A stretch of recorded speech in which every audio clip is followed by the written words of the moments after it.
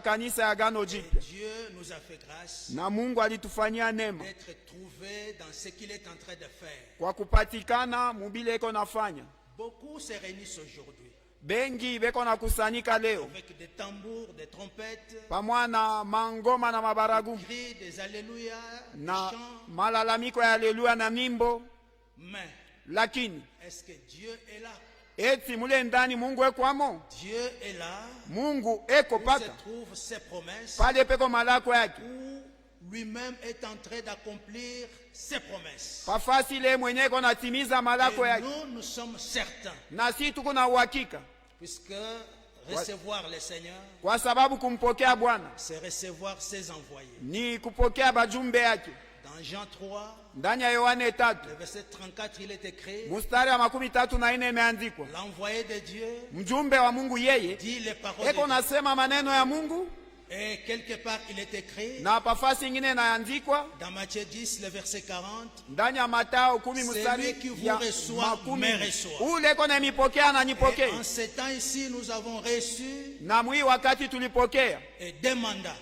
mawakilisho mbili, Et le dernier, na ya mwisho, par lequel Dieu nous a instruits, na kwa njia ile Mungu et nous alitufundisha avons été obéissants na tulikuwa batiifu pour faire ce qu'il nous a dit de faire. kile alituambia kufanya. C'est pourquoi nous comprenons toutes choses facilement Njo kwa maana tukunaelewa bitu yote kwa par wepesi la grâce de Dieu. kwa neema ya Mungu. Bien-aimés frères, Bapendwa bandugu, qu'est-ce que nous pouvons dire? tunaweza kusema nini? Il nous a été dit Iliweza kutuambiwa de ne pas seulement savoir na hapana tu ya que Dieu kupata est unique, ya kupata pa kujua Mungu il n'y kwa a qu'un seul kipekee, Dieu, na il n'y a qu'un seul Dieu, unakuwa Mungu moja tu, mais lakini la chose essentielle kitu cha de mafaa savoir ce Dieu unique, quelle est sa volonté. na ni kujua huu Mungu wa Qu'est-ce kipekee qu'il mapenzi veut? yake kani na anataka nini juu yetu. Pourquoi Juu ya nini? a-t-il pris un nouveau départ Juu ya nini dans son alichukua Fils? mwanzo wengine mpya Quel est ndani son plan pour ya l'humanité? mwana wake, na mapu yake ni mapu gani juu ya ulimwengu? Ce sont des questions qui ont été posées pendant que nous écoutions cette prédication. Alors pour répondre à cela, comme nous l'avons entendu, Sasa juu ya kujibu kuisa vile tulisikia, qu'est-ce que le Seigneur a fait? Bwana alifanya nini? Le Dieu créateur du ciel et de la terre. Mungu muumba wa mbingu na udongo, L'Écriture dit, andiko inasema il a voulu avoir des fils et des filles alikuwa anataka kuwa na wana na mabinti ayant sa nature. benye kuwa na hali yake, Il a voulu na alikuwa les anataka enfants des hommes que nous étions kutoka kwa batoto ya batu nous kile faire tulikuwa, devenir les enfants de Dieu, kutufanya tuwe batoto ya Mungu, pour que nous ayons la plénitude de Dieu en nous. hivi tukwe na utele ya Mungu ndani yetu, Nous marchions tukapate dans kutembea sa volonté ndani ya parfaite, mapenzi yake kamilifu, dans sa volonté, ndani ya mapenzi yake mule ayant benye son esprit, benye kuwa na roho yake sa nature na hali yake et son image, na roho yake tel qu'il est, mpaka vile eko tel que nous soyons. njo vile na si tukuu. Et qu'est-ce qu'il a fait pour ça? Na alifanya juu ya nini ifanyike Il vile? est dit dans Hébreux 2, Inasemea Mwaebrania ya pili le verset 10, mstari ya 10, il convenait en effet basi ilikuwaka ni que lazima celui par qui et pour qui sont toutes choses, ule kwa njia yake na kwa ajili yake vitu et yote viko, qui voulait conduire à la gloire beaucoup de fils. na ule alikuwa anapenda kuongoza kuutukufu wana wengi. Vous voyez la volonté du Seigneur? Munaona mapenzi ya Bwana, Il voulait nous conduire à la gloire, alikuwa anapenda kutongoza kutukufu être à la gloire avec Dieu. na kuingia mutukufu pamoja na Mungu. Vous savez, aujourd'hui, Unajua leo quand on vous appelle à la présidence, wakati wanakualika kwa rais, vous êtes l'homme le plus heureux uko muntu mwenye heri kabisa d'être là-bas, kupatikana kule, et vous savez ce qui vous attend. na unajua iko nini kunakongoje. Mais ici, Lakini hapa c'est lui par qui sont toutes choses, ule kwa njia ule vitu yote vilikuwa kako, et de qui toutes choses existent. na kwa njia ule vitu yote vilikuwa naishi, Il a voulu avoir des fils et des filles, na alikuwa anapenda kuwa na wana na mabinti, et les conduire à la gloire. na kubaongoza kutukufu, Non pas seulement un seul fils, na pana mwana moja tu, mais beaucoup de fils et de filles. lakini wana na mabinti zenyu. Alors qu'est-ce qu'il a fait Sasa alifanya nini pour ce faire? juu ya ile fanike? Il éleva à la perfection Na akawaongoza kukamilifu par les souffrances kwa kupitia les mateso, princes de leur salut. kwa kuanzishwa na mkubwa wa wokovu yabo. Pourquoi? Juu ya nini? Car celui qui sanctifie Kwa maana wale et konatakasa ceux qui sont na wale sanctifiés konatakasiwa sont tous issus d'un seul. wote banatokea kwa mtu mmoja. C'est pourquoi Njo kwa maana il n'a pas honte ana na haya de les appeler ya frères. kuwaita manduku yangu. Alléluia. Haleluya, Frères du Seigneur. banduku zake Bwana. Vous savez, Unajua le Seigneur nous a unis à lui Bwana alituunganisha naye dans toutes les facettes, ndani ya mauso yote ile na kuwako, de telle sorte que nous sommes à l'aise. na hata kwa namna ile tunajisikia kwa mustarehe. S'il ne nous écoute pas en tant que ses fils, Na kama anakosa kutusikiliza saa wana zake, mais en tant que frères, na atatusikiliza hata kama banduku yake, il va nous écouter. atatusikiliza tu, En tant que ses créatures, na kama viumbe yake il peut nous écouter. anaweza Donc kutusikiliza. il nous a liés à lui Sasa alituunganisha naye dans toutes sortes de liens, ndani ya vifungo vya kuachana, que rien ne nous manque. hivi kusika kwake kutukosewa. Alléluia. Haleluya, Et il est écrit, imeandikwa car celui qui sanctifie kwa maana ule ko et natakasa ceux qui sont sanctifiés na wale wako natakasiwa sont tous issus d'un wote seul. banatokea kwa mtu mmoja. C'est pourquoi Njo kwa il maana n'a pas honte ana na haya de nous appeler ya kutuita frères. bandugu, Et il a dit, na alisema allez dire à mes frères mwende mtambie banduku yangu que je monte vers leur ya père kwamba niko napanda kwa baba yabo et mon père. na baba yangu, Donc, et nous et lui, na siye na yeye, nous avons tous même si père. wote tuko na baba moja. Lui premier-né, Ye mzaliwa wa kwanza, nous aussi premiers. nasi bazaliwa ba kwanza. Alléluia. Haleluya. Le verset 14. Mstari ya 14. Ainsi donc, Hivi basi, puisque les enfants participent au sang et à la kwa chair, sababu watoto wanahudhuria kumwili na damu, il y a également naye participé mwenyewe lui-même, alipitia kwa kuile njia, afin que hivi kwamba par la mort, kwa kifo il anéantit akapate celui kupunguza qui a la puissance de la ule mort, alikuwa na uwezo wa lufu, c'est-à-dire les ni diables. kusema ibilisi. Alléluia. Haleluya, Il a pris ce corps de la chair. alichukua hii mwili ya musuli. Dieu qui habite une lumière Mungu invisible. ule amekaleka munuru ule ambao mtu hawezi Comme il est kukaribia. écrit dans le psaume 90. Sa vile imeandikwa Mazaburi 90. D'éternité en éternité, Mumilele il na est Dieu. milele iko Mungu. Et là, Na pale il a conçu son plan. na akatunga mambo yake Et mumilele. l'Écriture dit, Na andiko nasema en Christ, ndani ya Kristo il nous a élus aliweza kututeua avant la fondation du kabla ya monde. msingi ya dunia. Avec quel but? Kwa mwana shaba gani? Que nous soyons Na saints hivi tukue et batakatifu na irrépréhensibles. wabila wa makio. Alléluia. Haleluya. Les gens de ce monde, Watu wa mwii dunia les grands, les bakubwa puissants, benye uwezo peuvent avoir des programmes, wanaweza kuwa na matayarisho, mais ne pas les accomplir. lakini mkukosa Suite kujitimiza. aux intempéries, Na kama unafikia ils peuvent chercher aussi les moyens. na wataweza utafuta namna ya kuitimiza, Mais Dieu, lakini ye de Mungu toute éternité, mumilele yote il a son plan. eko na mapu yake. Et dans Ésaïe 46, Na ndani ya Isaya le 14 verset 10, mstari ya 10 il dit, anasema, j'annonce niko d'abord natangaza tangu ce qui kumbele n'est pas encore. kile bado akiakuwako, Et j'ai dit, na ninasema mes arrêts mapangilio zangu subsisteront. zitadumu Et j'exécuterai na nitakatekeleza toute ma volonté. mapenzi yangu Et yote. l'Écriture dit, Na ndiko nasema dans le psaume 136, ndani ya Mazaburi Le verset 136 mstari wa 5, tout ce que Dieu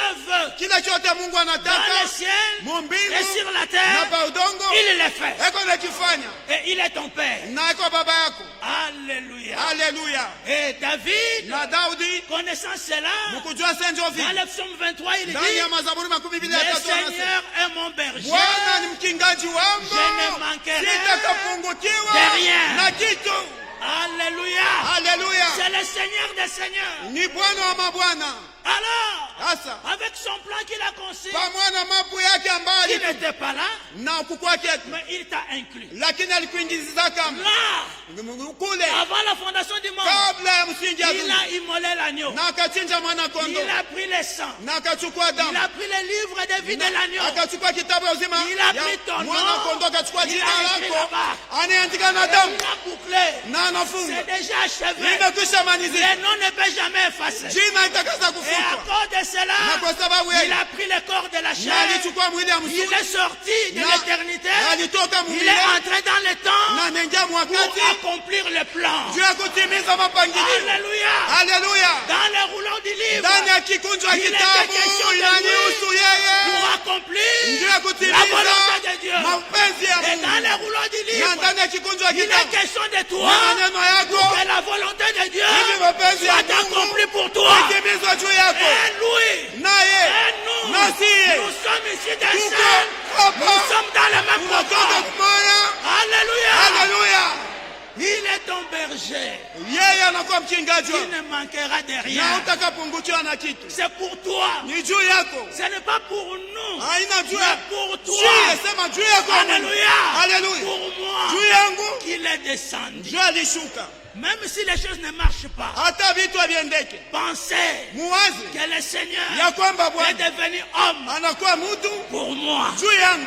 Alléluia. Haleluya! Il n'est pas seulement devenu homme, Asikukuwa tu il mtu est allé jusqu'à la croix. na anapanda hata kumsalaba. Il a porté. Nya yeye alichukua. Alléluia. Haleluya! Esaïe dit, Isaya anasema il voyait déjà la chose. na alikuwa anaona kikombe Il dit, na akasema, qui a cru nani aliamini à ce qui nous était kile annoncé? kilikuwa gani Et tutangaza? donc même dans cette génération, Na nako mwingine kizazi il vile apparut comme zamani, une faible plante. na alionekanaga kama mume Mais le problème- dhaifu, lakini mamu, Qui a cru? nani aliamini? Alléluia. Haleluya! Et si tu crois, Kama tu unaamini verras la gloire de Dieu. utaona utukufu ya Mungu. Il a porté nos souffrances. Alichukua mateso yetu. Maintenant là, Sasa pale tu conjugues ça na unaitunga hii à la première personne, c'est pour na toi. kudi mimi mwe mwenyewe ni pangu mimi. Alléluia. Haleluya! Il a porté mes souffrances. Alichukua mateso yangu, Il s'est chargé de tes douleurs. alijitwika maumivu yangu. Les châtiments qui te donnent la Adhabu paix. yenye kupatia amani, La paix. amani.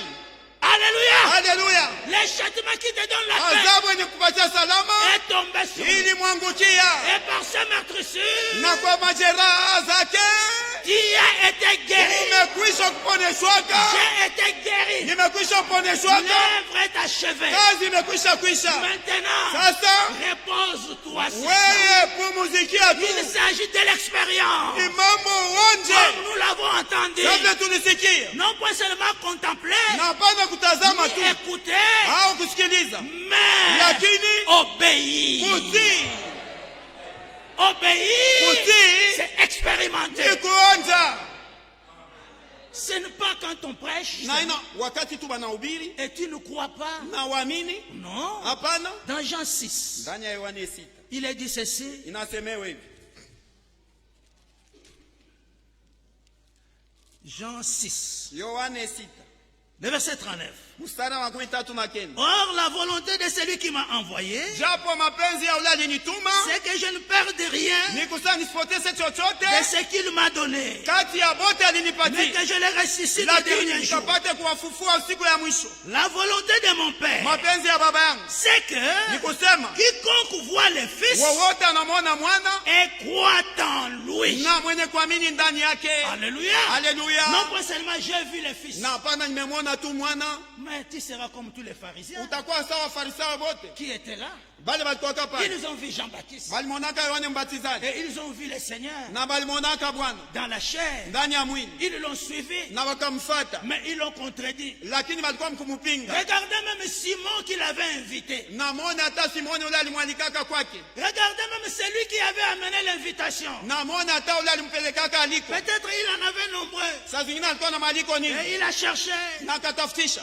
Mais Jésus là de Nazareth. Yesu Oh ule non, na il yeye était ici, Nazareti il est alimpatia parti aliko, là-bas. alikuwa hapa nenda Et il a suivi. na akamfuata, Alors il avait plusieurs invitations. na alikuwa na maaliko ya mingi. Ah, bonjour monsieur. Na Bwana nakusalimu Toi c'est wewe, jina ni Jésus. Yesu. Jésus, Yesu, Yesu, chunga, Yesu, Yesu. Voilà ton Ndio invitation. aliko yako yoi. Mais s'il avait su Sasa kama alijuaka que c'est lui à qui il ya donnait kwamba l'invitation, ule alianza kupatia aliko c'est lui le Seigneur niye njo Bwana qui était promis, ule aliyeahidiwaka lui-même ye mwenyewe serait agenouillé, na angelifikaka magoti ye lui-même mwenyewe aurait reçu le salut. na angepokeaka wokovu, Mais lakini il n'a fait aucun cas. na akumwona hata kama kwa kitu. Et arrivé le jour de l'invitation, Na kufika msiku ya maaliko, le jour de la fête, siku ya karamu, et tous les gens qui venaient, na bale bote batu walianza on pouvait les annoncer na waliweza kuwa bega na batangulia Maintenant, kubajulisha c'est- sasa ni fulani anakuya l'entrée de na kuingia kwa Monsieur ya Bwana Aboucha. Arusha. Tout le monde regardait. Wote wanaangalia On pouvait Na- parfumer, na waliweza on pouvait kumumimia leur marashi donner la robe, na kumpa on nkanzo pouvait leur donner ya tout, karamu byote selon la coutume de l'Orient. kufuatana na desturi ya kukaskazini. Mais le voici Jésus qui entre. Sasa one Yesu yeye anafika anaingia. Personne n'a fait cas na de lui. hakuna mwenye kumujali Aucun cas de lui. na hakuna hata kumujali kidogo Personne na hakuna ne mtu pouvait le reconnaître. na aliweza kumtambua. Personne ne pouvait le reconnaître. Hakuna mwenye aliweza Et kumtambua il est entré, il s'est mis à côté là. na akarudia anekala pembeni. Mais une femme prostituée qui était venue, Sasa mwanamke mwaka haba ule alikujaka elle est venue, alikujaka elle s'est agenouillée, akapiga magoti elle a commencé à essuyer ses pieds, na akaanza kupanguza miguu yake elle baisa ses pieds, na akabusu miguu yake utilisa sa longue chevelure na mkutumia pour kama nywele essuyer les pieds yake de Jésus. mrefu kama kitu ya Le kupanguza Seigneur miguu les regarde. ya Yesu. Bwana anamwangalia, Tes péchés mazambi zako te sont pardonnés. zimekukusamewa, Mais lakini là où même celui qui l'avait invité, na pafasi ile yeye mwenyewe tous les ule hommes de Renault qui étaient là, limwalika na batu wote bakavumu walipatikanaga pale. qui est celui-ci Ni nani na yeye huyu qui pardonne même les péchés? mwenye kwa nasamea hata mazambi? Même ceux qui l'avaient invité Na hata bale walimwalikaka ne l'avaient pas reconnu. na bakumtambuaka. Regardez même Na- ce qui est dit des gens Na mwone hata kile kinasemea juu ya Yohane dans Luc 7, ndani ya Luka 7 le verset 29. mstari wa 12 Il a dit ceci, inasemewa hivi, et que tous ceux qui l'ont écouté, na bale wote walimsikiliza qui se sont laissés baptiser, na bale balijatilia kubatizwa. et là il est mentionné, Na pale banasema même les publicains hata batoza kodi qui l'avaient entendu, bale walimsikilizaka ils se sont fait baptiser. balijatiliaga kubatizwa. Et quand la Bible dit même, Na hata wakati Biblia vous inasema savez les publicains, na mnajua batoza kodi les gens de le service de... batu Des impôts. bakulipisa Vous makodi connaissez tout ce qu'ils font. na munajua ukorofi yote banafanya. Donc on les appelait les gens de mauvaise Ni vie. kusema balianza kubaita C'est batu pourquoi la Bible ya dit, maisha mbajo, kwa maana Même Biblia les publicains. inasema hata batoza kodi ils l'ont entendu, na wale walimsikiliza ils se sont laissés baptiser balijatiliaga du kubatizwa baptême des gens. kwa batizo ya Yohane. Mais le verset 30 dit, Sasa mstari wa 13 inasema mais lakini les pharisiens Wafarisayo et les docteurs de la na loi, walimu wa sheria en ne se faisant pas baptiser du baptême des mukukatala gens, kujatilia kubatizwa na ubatizo wa ils Yohane ont rendu nul na walifanya kwa bila na Nil. mafanikio à leur égard kubahusu les desseins de Dieu. makusudi ya Mungu. Et quand Dieu est en train de mener son action, Na wakati Mungu anatimiza tendo c'est le moment ya- de croire, ni wakati njoo ya kuamini, de t'identifier à ya ça. kujitambulishisha na ile Et tendo, là, na pale tu es dans le programme de Dieu. uko ndani ya matayarisho ya Mungu. Tous ceux qui sont dans son programme Wote walioko ndani ya matayarisho yake expérimenteront la puissance de Dieu. watakaonja uwezo ya Mungu. Alléluia. Haleluya! Dieu est merveilleux. Mungu ni wa ajabu. Dieu a un plan Mungu ako na mapangilio pour nous juu yetu et pour Israël. na juu ya Israeli. Lorsqu'il aura fini avec nous, Wakati atakamaliza et à nasi ce moment-là, na mwile wakati l'évangile ira à Israël injili itaenda kwa Israeli avec des prophètes pamoja na manabii comme vous le connaissez. sa vile mnajua, Et à l'issue na kumwisho de leur serment, ya hutuba yabo et mahubiri 144 000 wale laki mwa arobaini na nne batami et seront na scellés watakafungwa muhuri du Saint-Esprit ya Roho Mtakatifu. comme nous. Sasi Et après cela, na kisheli le Seigneur descendra. Bwana atashuka. Apocalypse 10. Ufunuo 10. Et il criera. Na atakalalamikaka Et là, na pale ceux qui ont besoin de tonnerre, bale beko na lazima na et mbinguni qu'ils aillent à ce temps-là, inapasha bende et mwile ils wakati écouteront ule na batakasikiliza ce qu'auront dit les sept tonnerres. kile mingurumo saba ilikuwa Mais pour inasema le moment, ni nini, lakini mwikitabu Jean a dit seul. Yohane alisema banamwambia Et nous ne connaissons pas. funga na hatujui Là, il descendra wakati en atachua tant que propriétaire d'origine mumiliki mwenye halisi de la mer ya bari et de la na ya terre. udongo, Il mettra un pied sur la atakaweka terre, mgumu hapa un pied udongo, sur la mgumu mer, hapa bari, et il criera. na atakalalamikaka Et il ira se faire voir na atenda kujionesha à son peuple. kwa taifa yake. De la même manière, à l'époque de Joseph, Sawa sawa sawa mwakati ya Yusufu ses frères l'ont reconnu banduku wake walimtambuaka que la deuxième fois. ni mpaka mara ya Et pili, de la même manière aussi, nako Pour sawa lui, sawa juu yake ils vont les reconnaître batakamtambuaka quand ils vont voir wakati wataona tous ces blessures. ni mabilonda Ils yake vont demander yote batakauliza d'où viennent-ils. inakujia Et wapi. il dira, Hii majeraha c'est dans la atakasema maison ni de mon kutoka père. mnyumba ya banduku yangu. Alléluia. Alléluia. Et l'écriture dit, Maandiko yanasema ils pleureront na watakali comme on pleure pour sasa un fils vile unique. balekaka nalia juu ya mwana Mais kipekee. pour le moment, Sasa juu ya hii wakati selon Acte 15, kufuatana na Matendo il est 10 écrit, imeandikwa Dieu a rejeté d'abord Mungu alitupaka kwanza les regards sur les matazamo nations yule wa mataifa pour choisir juu ya un kupata peuple kuchagua taifa qui ingine porte son yenye nom. kuchukua jina lake, Et après cela, na kisha ile maintenant c'est notre d'abord. sasa ni wakati yetu, Pendant notre d'abord, na ils kwanza vont expérimenter notre d'abord. na yetu Et kwanza anapaswa maintenant, nous sommes à sabiti, la fin. tunakuwa kumwisho, C'est la dernière phase hatua ya mwisho de notre d'abord. ya yetu basi. Alléluia. Haleluya, C'est la dernière phase ni hatua ya de mwisho notre d'abord. ya yetu basi, Il faut être inclus à cela. inapaswa kuingizwa mwili Obéissant. benye kwa batifu Non pas seulement croire. na hapana tu kuamini. Il est dit d'Abraham Inasemea juu ya Ibrahimu dans Hébreux 11. ndani ya Ibrania 11 Il est dit ceci, inasemewa hivi, le verset 8. mstari ya 8, C'est par la foi ni kwa imani qu'Abraham, lors de sa vocation, jo Ibrahimu wakati ya kuitwa obéit kwake akatii est parti na kaondoka kwenda un lieu qui devait recevoir à l'héritage. mahali ambayo alipaswa kupokea kama Et urithi, qu'il partit na akaendaka sans bila savoir kujua où allait, kwenda alikuwa nenda ni wapi, où il allait. kule alikuwa nenda ni wapi. Alléluia. Haleluya, C'est ça avec Dieu. njo vile vinafanyikaka na Mungu. Avec Dieu, il ne s'agit pas de poser des questions, Pamoja na Mungu haina kuuliza maulizo, parce que Dieu ne te fera jamais du mal. kwa sababu Mungu asaka kupelekaka muvitu Alléluia. vibaya, Et kama nous avons une foi aveugle na imani yetu tukuka vipofu dans ces choses, mwivi vitu, puisqu'il s'agit de Dieu. kwa sababu yeye ni Mungu. L'Écriture dit, Andiko inasema il est impossible que Dieu mente. haitakawezekana Mungu Dieu ne aongoze ment point. ne adanganyake. Et c'est pourquoi Njo kwa maana nous le faisons confiance. tunamwekea matumaini, Comme frère Franck disait, sa vile ndugu Frank si alikuwa tu anasema, veux douter, na kama yeye anataka doute kushaki même de toi-même, na ujishakia hata mais wewe pas de mwenyewe la parole de Dieu. na hapana yule neno ya Tu Mungu, peux même douter de ton na existence, wewe mwenyewe uko na mais shaka en ya rapport kunaishi. avec les Je, promesses. hapana kufuatana na maneno. Alléluia. Haleluya, Toutes les promesses malako yote de Timothée 1, Timotheo wa pili 20 sont sura oui ya et kwanza amen makumi mbili ni ndio na en ami Jésus-Christ. ndani ya Yesu Kristo. C'est déjà fait. Imekwisha fanika, Nous siye seulement croire kuamini tu et expérimenter. na kuonja. C'est là Njo pale où le Seigneur veut kule Bwana que anataka nous y arriverons. tufikie. Il est dit, Inasemewa, nous l'avons aussi entendu, tulisikia nayo que la désobéissance. ya kwamba uasi, Prenons d'abord tuchukue kwanza Jean. Nous voulons conclure.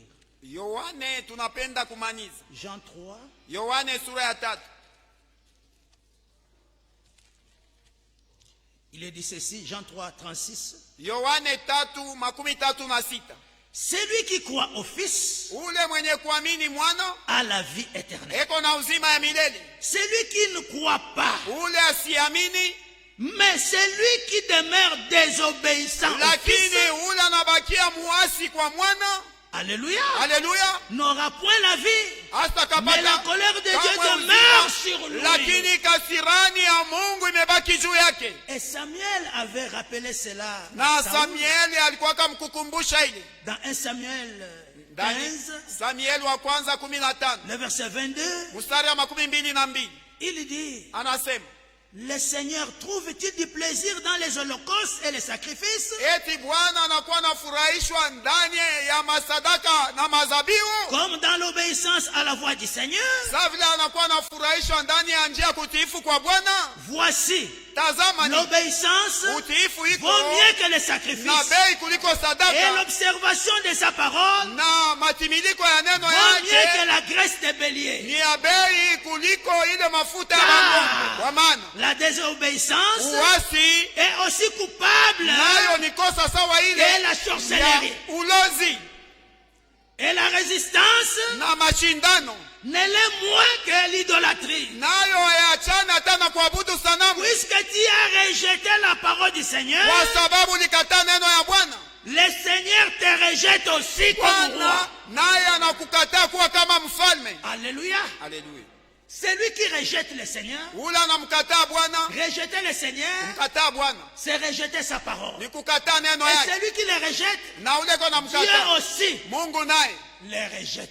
anamkataa. Mais nous, Siye lakini comme dans les rouleaux du livre, sawa vile ndani ya kikunjo ya il est kitabu question de lui, ni kumuhusu il yeye est aussi question de nous. na inatuhusu sisi. Nous ne pouvons jamais rejeter. Hatutakaweza kamwe Nous kukataa n'avons pas de questions. na hatuna na maulizi Oh non, bon, comment faire? namna Est-ce qu'il faut être baptisé? inapaswa Est-ce que kubatizwa vraiment le baptême au nom du Seigneur Jésus-Christ? kweli, ubatizo ya vya kweli En mjina ya fait, Bwana frère, ce Yesu. n'est pas mauvais. Hein? Banduku haina Bon, c'est une question, puisque là où nous étions, mubaya juu on kule m'avait aussi baptisé. na tulikuwaka nabatiza On t'avait baptisé. na balikubatizaka Comment? namna gani? Et qu'est-ce que tu avais entendu Ulisikiaka nini avant de prendre la décision kabla ya kuchukua de te mpango faire baptiser? ya kujiachilia Tu kubatiza? as été baptisé au nom de qui? Na ulibatizwaka mjina ya nani? Et comment? Namna gani? Alléluia. Haleluya! Et si des questions pareilles sont encore sur nous, Na kama maulizo ya namna et ingali avec nos sœurs, na pamoja na badada yetu, et comment faire tresser les cheveux, comment arranger les cheveux, namna ya siku usuka nywele, namna gani non, kutengeneza là il y a hapa. quelque chose qui ne va pas. Kula ku kitu kiendeke. Alléluia. Haleluya! Chacun doit être convaincu Kila mmoja anapaswa kuwa na de la uhakika manière que je le fais, hivi la mimi manière mnabifanya que je les namna arrange, mnatengeneza nywele. Je, et je suis convaincu par le Seigneur. na Bwana anakubali hiyo? Alléluia. Haleluya! Ce n'est pas quand tu viens. Na hapana unakuya Bon, j'ai vu la sœur Karine. no na dada Karine. Bon, comme le frère Pierre lui a salué, Sasa vile ndugu Pierre Sans problème, sans alimsalimia reproche. bila kumuonesha C'est que sema ça va. unafaa mbaya, ni et kusema vile yeye le alifanya dimanche prochain, na Toi muyenge aussi. itakuwa na mimi nifuatilishe. Non. Hapana, la sœur Karine était convaincue comme ça. dada Karine yeye Et alihakikishwa toi, tu n'as pas kabla, de conviction. na wewe una na kusadiki. Là, il y a quelque chose qui ne va pas. Bila kusadiki kukitwa kendeke. Alléluia.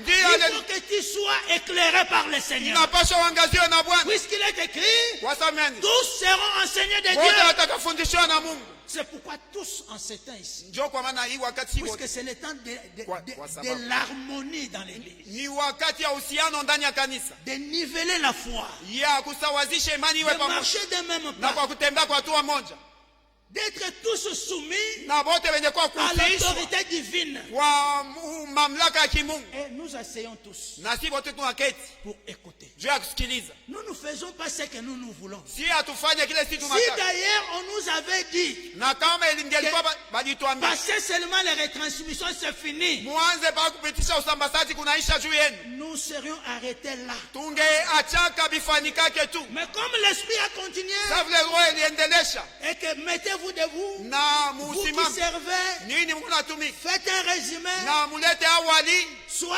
entrer en profondeur, au mwingie mutondozi soit développer. au mukapate njia kupanda, Résumer quoi? na inakuya ni Il ne kuleta s'agit pas de awali, résumer, non. na ina Mais résumer kusema quoi? awali, kurudilia kusema La pensée neni qui mawazo a été donnée. ile liletwa Développer quoi? na kuingia mutondozi La ya pensée nini, qui a été donnée. mawazo kuongeza pa ile Entrer liletwa en profondeur sur na quoi? kuingia mupana Sur ile la pensée qui a été yule donnée. ya mawazo ililetwa, Parce que kwa sababu ce que nous avons écouté ile aujourd'hui, tulisikiliza leo c'est le monde ni entier dunia mzima qui l'a écouté. ili kisikiliza. Mais là où on a prêché, Kule balihubiri, kwingine wanahubiri frère, l'homme méchant de Muntu l'homme méchant de Santa Monica. wa kan Santa Monica mbaya, Et l'autre là, na mwingine kule rouge-gorge, ko ya mwekundu sa ya ule ndege ya mwekundu. Bon, dites-moi, Sasa munyambieni. comment est-ce que l'épouse Namna kani bibi harusi parviendra atakafikia à marcher d'un même kwa pas? kutembea kwa hatua moja? Alléluia. Haleluya. Ça, c'est l'action de Dieu. Hii ni tendo ya Mungu. C'est la dernière phase. Ni hatua ya mwisho. La dernière action. Tendo ya mwisho.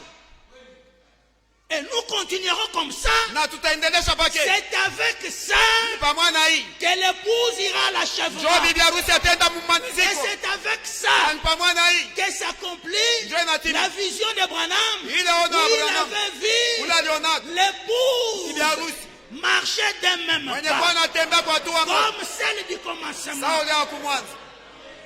Alléluia.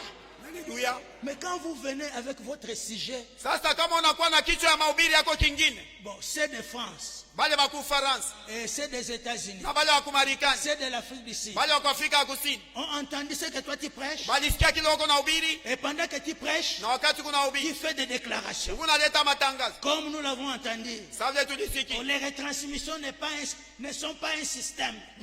usambazaji haina matengenezo. Est-ce que Dieu a un système? Mungu yeye ni matengenezo. Dieu n'a pas un système. Mungu ana matengenezo. Quand Jean-Baptiste était venu, Wakati Yohane Mbatizaji Ce n'était pas un système. alikuwa matengenezo. dans l'écriture, Ndani ya andiko vous ne verrez jamais hamtakuonaga où kama Dieu a un système. kule Mungu anakuwa na matengenezo Mais fulani, lakini Dieu Mungu n'a que des actions. anakuwa tu na bile iko natenda C'est vya pourquoi il est wakati. écrit, Ndio kwa maana il est puissant en action. yeye yuko mwenye uwezo kwa tendo. Alléluia. Haleluya. Lorsque Jean-Baptiste était venu, Wakati Yohane c'était Mbatizaji l'action de Dieu. alikuwa yake ilikuwa ndio tendo ya Mungu. William Marion Wakati Branham, William l'action Branham de Dieu. ilikuwa tendo ya Mungu. L'œuvre de la distribution avec le roi de Wakati ya France, mgawanyo na l'action ndugu de fulani, Dieu. tendo ya Mungu. Ça maintenant, Na hii sasa la dernière action de inakuwa Dieu. tendo ya mwisho ya Mungu. Vous voyez les phases? Unaona Ça matu. c'est la fin. Hii ni mwisho. Alléluia. Haleluya. Quand vous ratez, Wakati mnapusa ça vous regarde. na inemitazama. Comme les enfants chantent là en sautant. Sasa vile watoto wanakaa naimba beko na luka luka. Okwei batikio. Qui dit Na okwei si batikio. tombe on te laisse. Ah. Ndio. Ici, Hapa. okwei batikio. Si tu tombes on te laisse. Vous voulez qu'on parle comment? Unapenda tuseme namna gani? L'esprit dit, Roho inasema c'est la dernière action. ni tendo ya mwisho. Un autre s'élève. Na Et mwingine non, ce n'est pas la dernière Hapana, haina action. tendo Bon, ya- dites-nous, ce n'est pas la dernière sasa action. aina ya mwisho tena. Maintenant, c'est quoi? Sasa ni nini? Et deuxièmement, Na- la dernière action sera comment? Tendo ya mwisho Comme toi, itafika tu es namna. prophète, tu as les révélations. Wewe unakuwa na mafikiri kwa nabii. Sema. Celui qui a un mandat, Ule kona wakilisha. il dit, Eko nasema ça, hii c'est la dernière ni action. tendo ya mwisho. Bon, toi, Wewe sasa. bon, je ne sais pas si tu as eu un songe, Nashijua kama ulipata njonzi ndoto. comme j'ai entendu, Sasa vile nisiki. un autre qui a déclaré Mwingine ule que alitangaza. moi, mon grand-père, Na mie nkambo ya avait eu un songe Alipataka que ndo- je serais un grand ya serviteur. kwamba atakuwa mtumishi. J'irai de ville Mungu en ville. ataanza kwenda mji mwana ingine. Ah, ça c'est la première. Hii njobi ya kwanza kusikia. Jean-Baptiste, Yohane Mbatizaji c'est pas le songe de son grand-père. haina kwa ndoto ya nkambo yake. William Branham, William Branham ce n'était pas le songe de son grand-père. haikuwa ndoto ya nkambo yake. Edouard de France, Ewald de ce France n'était pas le songe de son haikuwa grand-père. ndoto ya nkambo yake. C'était la voix audible. Ilikuwa sauti ya kusikika. Dites-nous, Mtuambie ça ce n'est pas la dernière action. hii haina tendo. Maintenant la dernière action sera comment? Sasa tendo ya mwisho itakuwa namna gani? Dites-le nous. Utuambie. Alors nous allons saboter ça. Sasa tutabeua Et hii d'ailleurs, avant de nous expliquer, Na avant d'en arriver là, kabla huyatufasili. dites-nous, Utuambie cha kwanza. qu'est-ce que Dieu t'a dit? Mungu alikwambia nini? Quel est ton appel? Aliko yako Ton ilikuwa mandat. namna gani na wakilisho yako? Maintenant là, Sasa hivi c'est le temps d'écouter. ni wakati ya kusikiliza. C'est lui qui a un mandat. Ule kona uwakilisho. Alléluia. Haleluya. C'est lui qui a un mandat. Ule kona uwakilisho. C'est celui par qui Dieu donne des instructions. Ni kwa njia ya ule Mungu analeta maelekezo. Et nous avons écouté les instructions. Na sisi tulisikiliza C'est celui qui maelekezo. a un mandat. Ya kwamba ni yeye Il kutokea kwa ule pouvait kona dire uwakilisho aliweza que kusema. quand Dieu me parlait, Wakati Mungu alikuwa quand le anasema Seigneur nami. me parlait, Wakati Bwana alikuwa anasema nami. cet homme Huyu mtu avait une précision. na alikuwaka na kusema Il dit- sawa sawa. Anasema Je connais différencier la voix de Dieu ninajua kuachanisha sauti ya et Mungu la voix du Seigneur. na sauti ya Bwana. Quelle précision! Usawazisho kani Dieu, Mungu en tant que créateur, kama muumba et Dieu, na Mungu sous la kwa forme mfano du serviteur, Ya- Dieu sous la forme du mtumishi Seigneur. ya Bwana. Alléluia. Haleluya. Dieu Mungu est esprit. ni roho.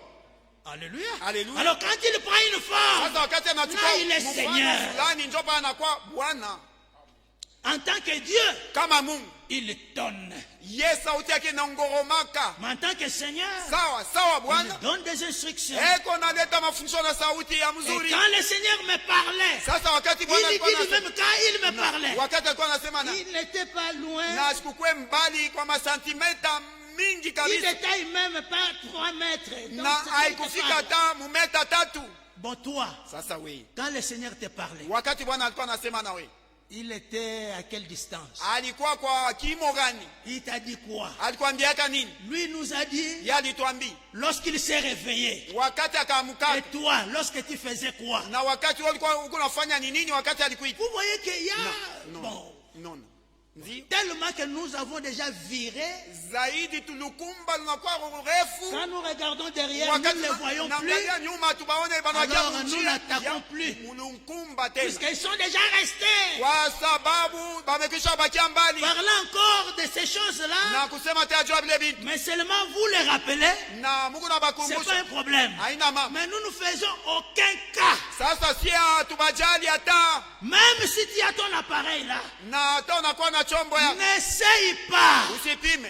Que bon, les frères ici, Ndugu, pour que je l'écoute un peu. Musikilize kwa kidogo Ne faites pas ce que Ève a fait. na usifanye kile hao walifanyaka, Il y a une puissance derrière les mensonges. na kunakuwa uwezo mwa Il nyuma sera embrouillé. na Alors tu utakavu viendras encore, frère Pierre. na utaenda za kwa ndugu Frère Jean-Pierre, bon, Ndugu Jean- écoute un peu, bon, Sikiliza. voilà, Non, ici, non hapa oh, namna gani? quoi? Nini? Oh non, bon, je suivais Ndio, dans le kwa- téléphone, bon, il y nafuata avait une vidéo là. kusimu Quand ndani vous ya les video. voyez, tous ces gens-là, Na kama unaona wale watu wote passe. na ubatambuke, pitisha Suis même une information, nafata hata habari même un communiqué, hata matangazo ya bure tu, mais pas eux. hapana wao. Alléluia. Haleluya. Lis même un communiqué. Soma hata Suis même les nécrologies là sur ton téléphone, si tu n'as rien na à suivre. ufuate hata maneno ya mawakati ya kuachana msimu yako, hapana Même une information hata habari de moja guerre, ya suivez. vita fasi fulani fuata, Mais pas eux. hapana wao. Alléluia. Haleluya. Nous sommes Tuiko à la fin. umwisho. Le Seigneur Bwana est devenu homme pour nous. alikuwa mtu juu yetu Parce que kwa sababu la première alliance a échoué. agano Pour ya terminer, kwanza ilishindwaka juu ya kumaliza. Prenons Hébreu, Tuchukue Waebrania qui nous a été lu. ile litusomeo, Mais prenons d'abord lakini tuchukue kwa Hébreu 8, Waebrania 8 à partir du verset 7. kuanzia mstari ya 7. En effet, Kweli si la première alliance avait été sans défaut, kama agano ya kwanza ingelikuwaka na bila il kosa, n'aurait pas été question hakungelikuwaka de la remplacer par lazima ya une seconde. kuibadilisha kwingine ya kufata. Vous voyez, Unaona, si la première alliance kama agano ya kwanza avait été sans défaut, ingelikuwaka ya bila il n'aurait makosa, pas question hakungelikuwaka lazima de la remplacer par ya une seconde. kuibadilisha na ingine ya kufata, puisque la première kwa alliance sababu agano ya kwanza avait des défauts. ilikuwaka na maulemavu, Des hommes batu sujets à des manquements bale benye kuwa na mastaki ya qui pouvaient kustakiwa apporter quelque chose na bageliweza kuwa naleta kitu fulani et ils ne pouvaient pas aussi rester permanents. na bakuwezake kuwa naendelea kuishi milele. Mais ici, Lakini hapa Hébreu 7, Waebrania 7 le verset 11. mstari ya 11, Si donc la perfection avait été possible par les sacerdoces lévitiques, basi kama ukamilifu ngelikuwaka yenye kuwezekana kupitia car c'est sur ces kikuhani, sacerdoces que repose la loi kikuhani ile ilikuwa inasimamia kisheria, qui a été donnée au peuple. ile ilipewaka kwa batu.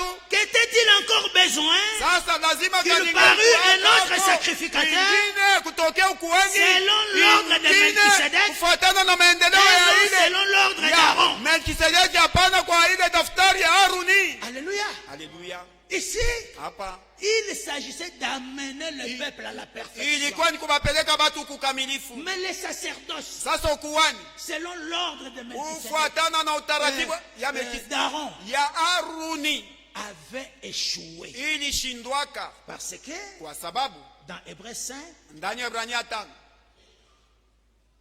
à partir du premier verset, kuanzia mstari ya kwanza, en effet, kweli tout souverain sacrificateur pris du milieu des hommes kila kuhani mkubwa mwenye kutwaliwa est miongoni établi pour les hommes batu na kupangwa dans le service de Dieu, ya batu ndani ya kazi ya afin de présenter Mungu, des offrandes ili akapate kwa et naonesha des sacrifices pour les matoleo péchés. na masadaka kwa ajili ya mazambi, Il peut être indulgent na anaweza kuya mkarimu pour les ignorants juu ya wale abajue et kitu les égarés, na waliotoroka, parce que la faiblesse Wa- est aussi son partage. kwa sababu na ye mumwili eko mzaifu. Vous voyez, Naona lui-même aussi, na ye mwenyewe en tant qu'homme, sa mutu il devrait être indulgent. na alipasha kuwa na Parce que huruma la faiblesse aussi nako, kwa sababu est son udhaifu partage. ni gawanyo kwake. Et c'est pourquoi Njo kwa maana le Seigneur aussi Bwana naye a pris le corps de la chair alichukua mwili ya pour msulu sentir ce que nous ya sentons. kuhisi kile tukunahisi. Maintenant, Sasa pour amener à la perfection, juu ya kupeleka kukamilifu il faut aussi un sacerdoce. inapasha nayo kuhani ingine. Mais ici, Hapa il y a un objectif, na kunakuwa la lengo perfection.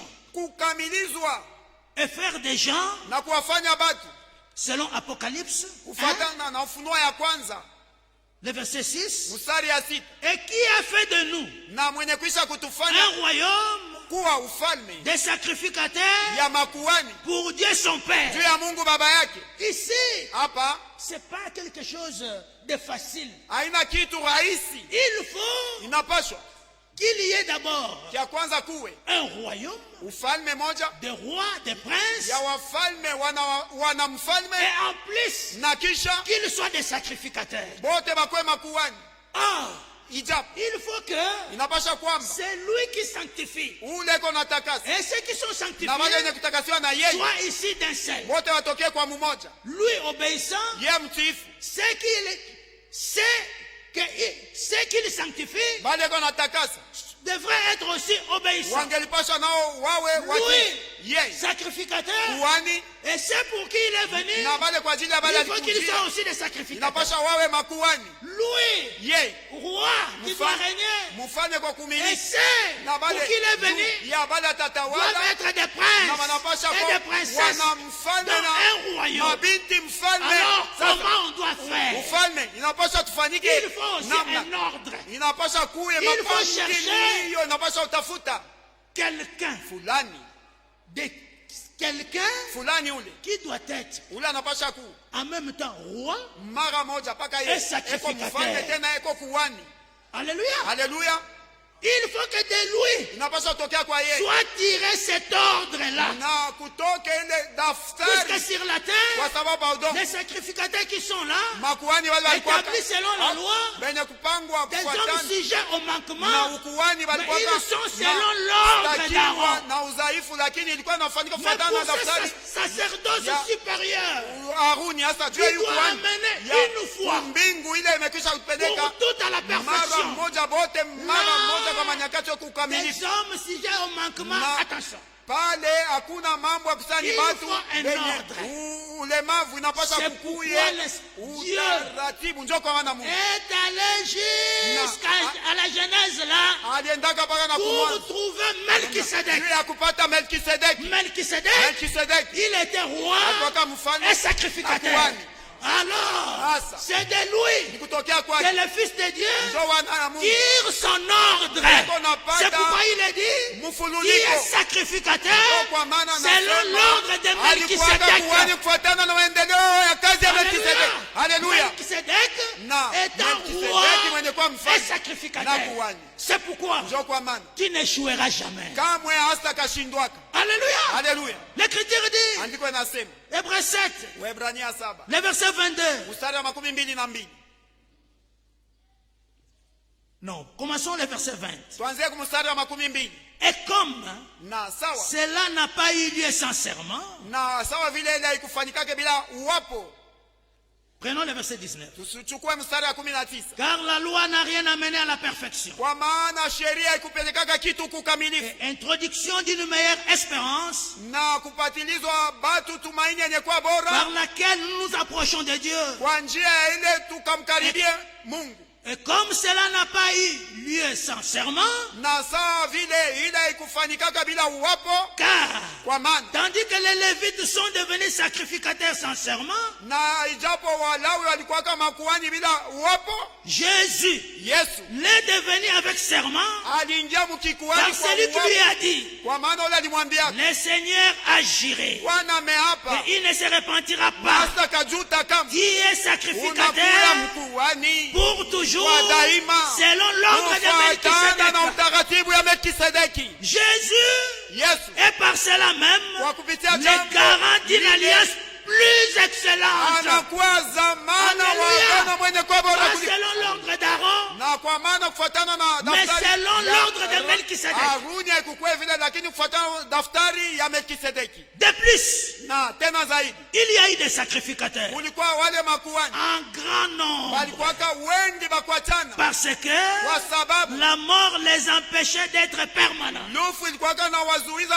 asikakuwe na bakia mtu mmoja tu kudumu, Mais lui, lakini yeye parce qu'il demeure kwa éternellement, sababu anadumu milele possède anakuwa na un sacerdoce ukuhani qui n'est pas ile ambayo transmissible. astakalishiwanaga na C'est mwingi. ainsi pour cela Njo kwa maana nako qu'il peut sauver anaweza parfaitement kuokoka kikamili ceux qui s'approchent wale de Dieu weko par lui, namkaribia Mungu kwa njia yake, étant toujours vivant. mwenye kwa sauti pour intercéder à leur faveur. kuomboleza kwa faida yabo.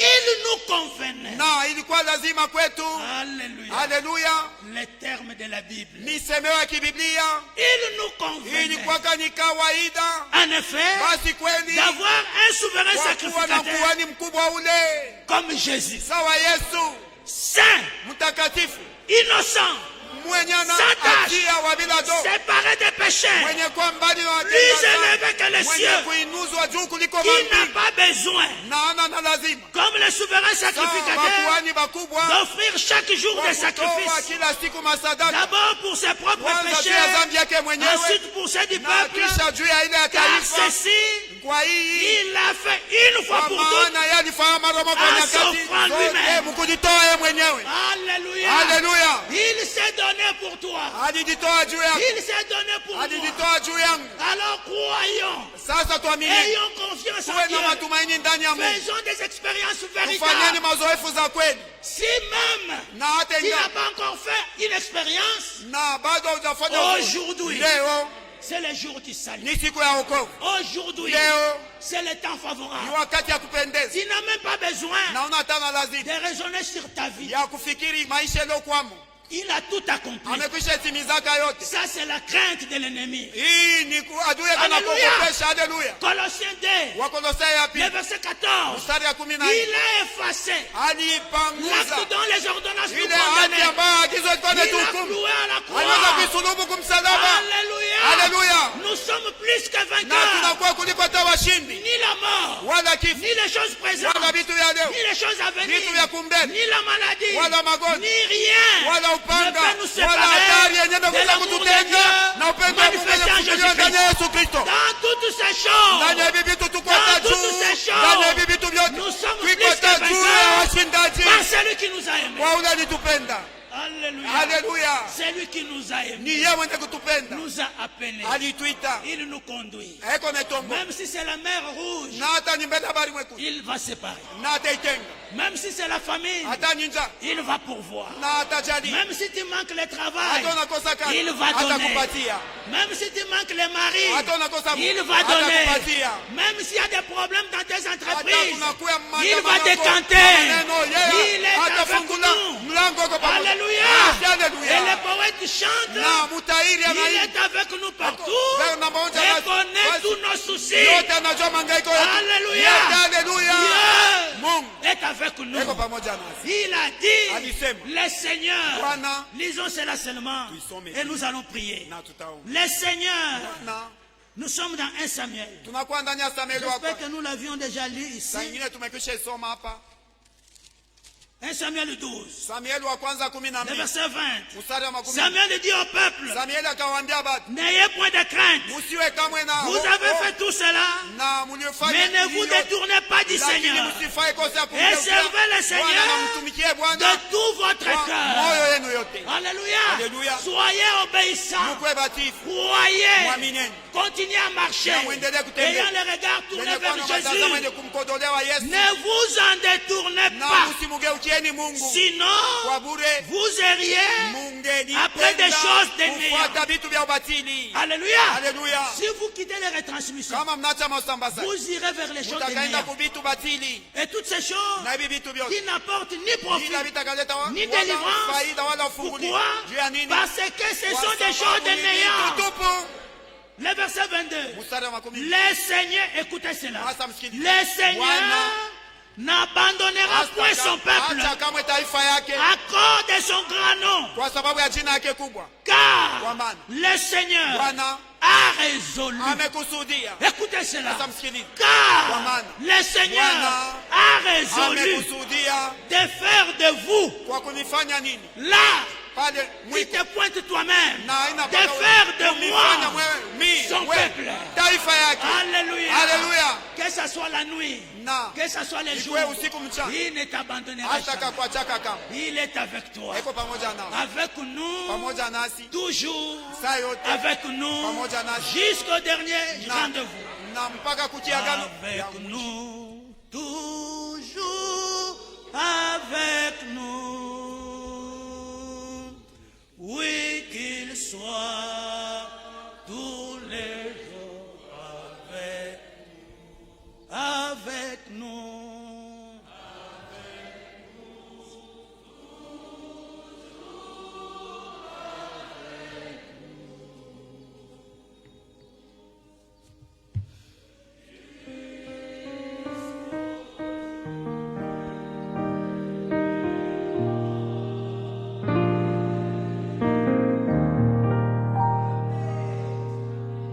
Oui, mon frère, oui, ma soeur, ndiyo ndugu yangu, ndiyo dada yangu. Dieu vient de nous parler par sa parole. Mungu anatoka kusema nasi kupitia neno lake. C'est maintenant le temps pour nous de lui parler, Sasa ni kwetu wakati ya kumwambia selon que nous l'avons entendu. kufuatana na vile tunasikia. Oui, il est écrit Ndiyo inaandikiwa, que celui qui a des oreilles basi mwenye kuwa na masikio entende ce que l'Esprit dit aux églises. asikie kile Roho yuko naambia makanisa. Nous sommes arrivés au temps où, Tunafika mwakati huyu, si quelqu'un ne reconnaît pas ce que Dieu fait, kama mtu ashitambue kile Mungu yuko natenda, Dieu ne le reconnaîtra pas non plus. nako Mungu hata mutambua. Si quelqu'un passe à côté de ce que Dieu fait, Kama mtu anapita pembeni ya kile Mungu yuko nafanya, Dieu passera aussi à ses côtés. Mungu naye atapita pembeni yake. Si quelqu'un ne reconnaît pas la dernière action, Basi kama mtu ashitambue tendo ya mwisho tel que Dieu l'a instruit en notre temps, mpaka vile Mungu alielekeza mwakati yetu, et l'homme de Dieu mandaté nous avait déjà dit, na mtu wa Mungu wenye kuwakilishiwa alituambia, bien que cela soit minimisé par beaucoup, ingawa ile nazarauliwa na batu mingi, que celui qui ne participe pas à ces retransmissions basi ule mtu ashishiriki kuima usambazaji ne sera pas enlevé. kamwe hatanyanyuliwa. C'est clairement dit. Inasemea wazi wazi. L'Esprit vient de nous dire, Roho anatoka mkutuambia hayo, c'est par ces retransmissions ni kupitia ima que usambazaji l'épouse dans le monde entier jo bibi harusi mdunia yote mzima marche des mêmes pas. eko natembea mwatua moja. Maintenant, quelqu'un refuse d'écouter ça. Sasa mtu anakatala kusikia hii, Comment fera-t-il partie de l'épouse qui puisse marcher des mêmes pas? namna gani atakuwa sehemu ya bibi harusi atembee mwatua moja? Comment peut-il être amené à l'unité de la foi Namna gani anaweza kupelekewa kuumoja wa imani et de la connaissance du Fils de Dieu. na kumjua mwana wa Mungu, Parce que celui qui croit au kwa Fils sababu yule mwenye kumwamini mwana a la vie éternelle. anakuwa na uzima wa milele. Mais celui qui désobéit au Lakini Fils, ule anaasi mwana, la colère de Dieu repose sur lui. kasirani ya Mungu inadumu yulu yake. Mes bien-aimés frères et sœurs, le langage Wapendwa est wangu ndugu na clair. dada, musemeko wazi. L'Esprit a dit, Roho ilisema n'écoutez pas ces gens-là. mushibasikie bale batu, Passez à côté de ces gens-là. mwende pembeni mbali na bale batu. Quand nous entendons un cantique, Batutumie mwimbo moja et nous allons nous lever tous na tutashimama shibote pour remercier le Seigneur. ndio kumpikia Bwana aksanti. Un cantique. Mwimbo moja.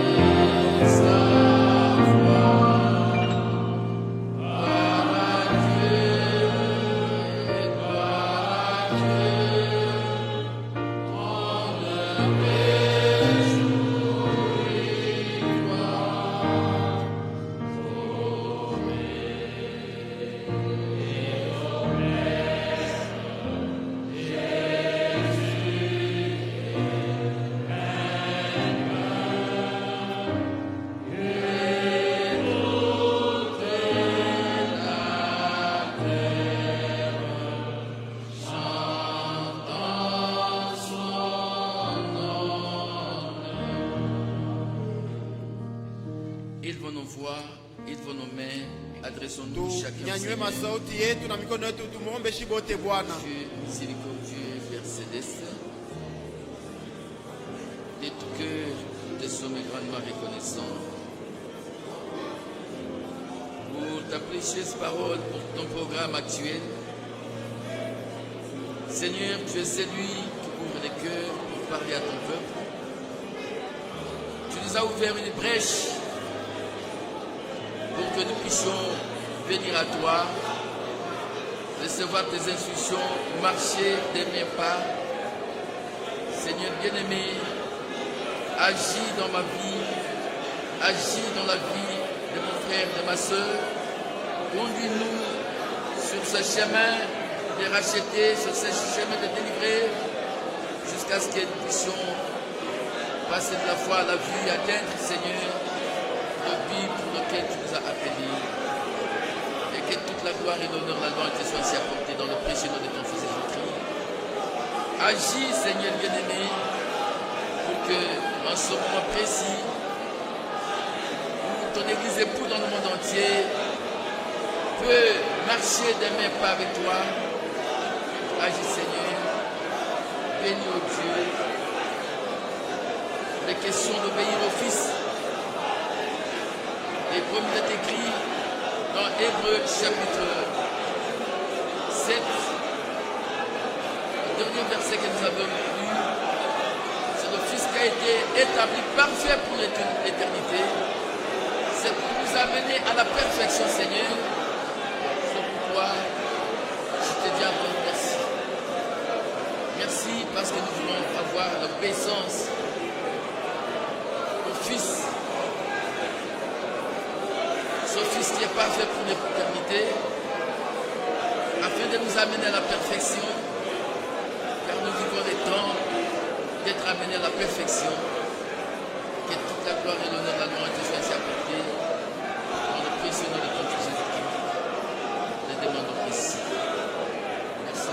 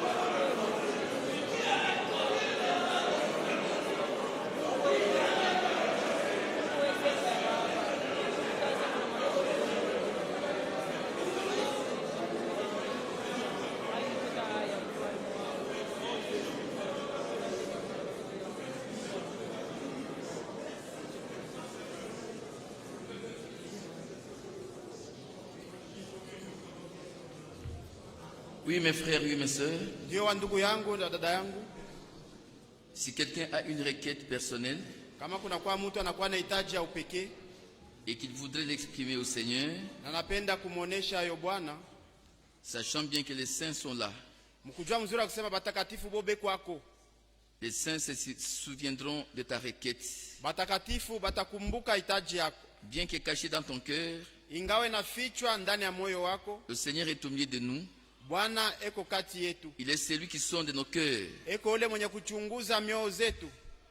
Il peut sonder dans ton cœur et reconnaître ta requête.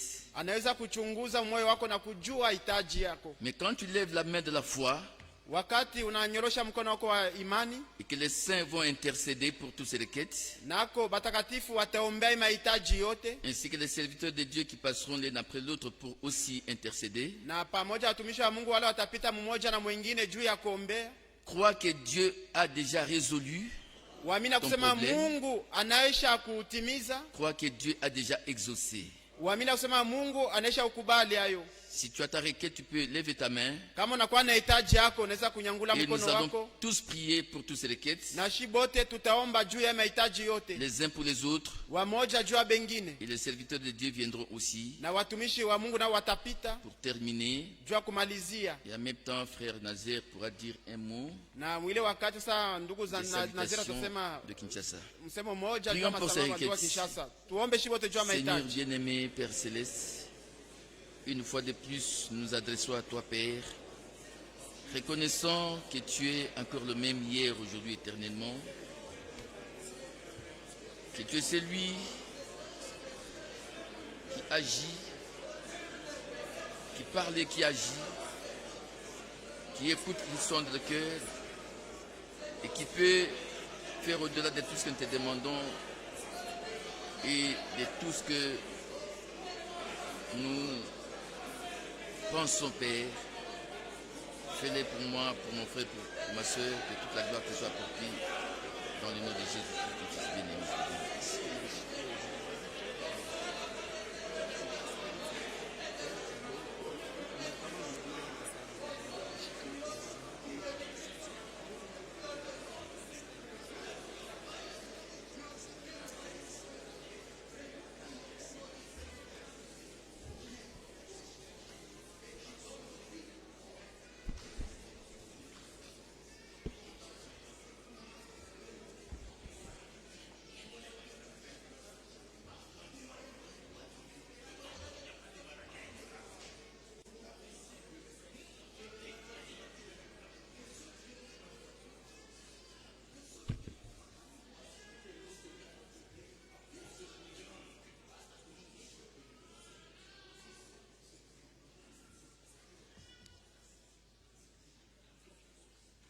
Seigneur notre Dieu, Bwana Mungu wetu, encore une fois nous disons merci Seigneur. mara nyingine twakwambia aksanti Bwana. Nous venons comme David a dit, Tunakuja vile Daudi alisemaka, mon âme loue le Seigneur, nafsi yangu musifu Bwana, que tout ce qui est à moi loue son Saint-Nom. nako yote yenye kwa ndani yangu isifu jina yake takatifu. Mon âme loue le Seigneur Nafsi yangu sifu Bwana, et n'oublie aucun de ses bienfaits, na usisabu hata moja ya mema yake, car c'est toi qui pardonnes kwa maana ni weye mwenye kwa nasamea, et c'est toi qui guéris toute maladie Seigneur. na we mwenye kwa naponya magonjwa yangu Bwana. Seigneur, nous croyons que tu agis encore. Bwana, tunaamini ya kwamba bado ingali natenda Tout ce que je sais, yote ile. Najua quand tu as vu Abraham, wakati ulimonaka Abrahamu, tu n'es pas allé chez lui main vide, waukwendake kwake mikono mitupu, tu avais un collier à lui déposer. ulikuwaka na mzigo ya kumwachia. De même avec nous, Sawa sawa nasi kwetu, tu n'es pas venu main vide, au kutujia mikono mitupu, tu es venu aussi avec un colis. ulikuja kwetu na mzigo wako. Chez Abraham, tu es allé avec le pain et le vin.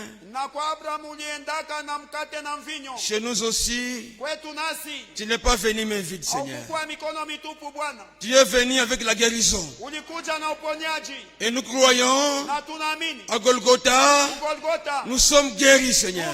umeponyeshwaka. Grand Dieu, tu Bwana. n'es pas venu main vide. Mungu akukwe mikono Tu mitupu. es venu aussi avec le pardon. Ulikuja vile na usamaha. Nous croyons Tunaamini à Golgotha. Golgotha. Nous sommes pardonnés Tumekwisha samehewa de tout péché, Seigneur. kwa dhambi yote Bwana. Grand Dieu, Mungu mkubwa. tu n'es pas venu main vide. Haukukwe mikono mitupu. Tu es venu aussi avec la paix. Ulikuja pia na salama. Accorde aussi la paix. Leta nako Tu salama. nous as dit, Ulituambia. je m'en vais, Naenda. mais je vous laisse ma paix. Nyanyasa salama yangu. Grand Dieu, Mungu mkubwa. tu n'es pas venu main vide. Haukukwe mikono mitupu. Tu es venu aussi avec la réconciliation. Ulikuja pia na upatanisho. Tu étais en Christ, réconcilié le monde avec lui-même, en n'imputant point aux hommes leurs péchés. Et ce matin, nous proclamons la victoire. Tunatangaza ushindi. Car sa victoire, c'est notre victoire. Kwa maana ushindi yako ni yetu. Oh Seigneur, Bwana, nous recevons les colis. tunapokea mzigo. Nous croyons que les colis nous étaient donnés Tunaamini ya kwamba mzigo ilitupewa et nous l'avons reçu. na tuliyapokea. Nous avons reçu le pardon, Tulipokea usamaha, la paix salama et la na guérison. uponyaji. Que tu celui qui est malade, Seigneur, Basi ule kwa mgonjwa Bwana guéris. aponeshwe. Il y a des requêtes, Kuko mahitaji tout ce que je sais. yote najua. Quand Jonas a prié, Wakati Yona aliombaka, tu l'as exaucé. ulimkubaliaka. Nous aussi, Seigneur, Nasi Bwana nous kwetu t'invoquons tunakuhitaji et nous croyons na tunaamini que tu ya exauceras. kwamba utakubali. Tout cela, nous prions Juu ya yote tunaomba au nom puissant de jina ya Jésus-Christ. uwezo ya Yesu Kristo. Amen.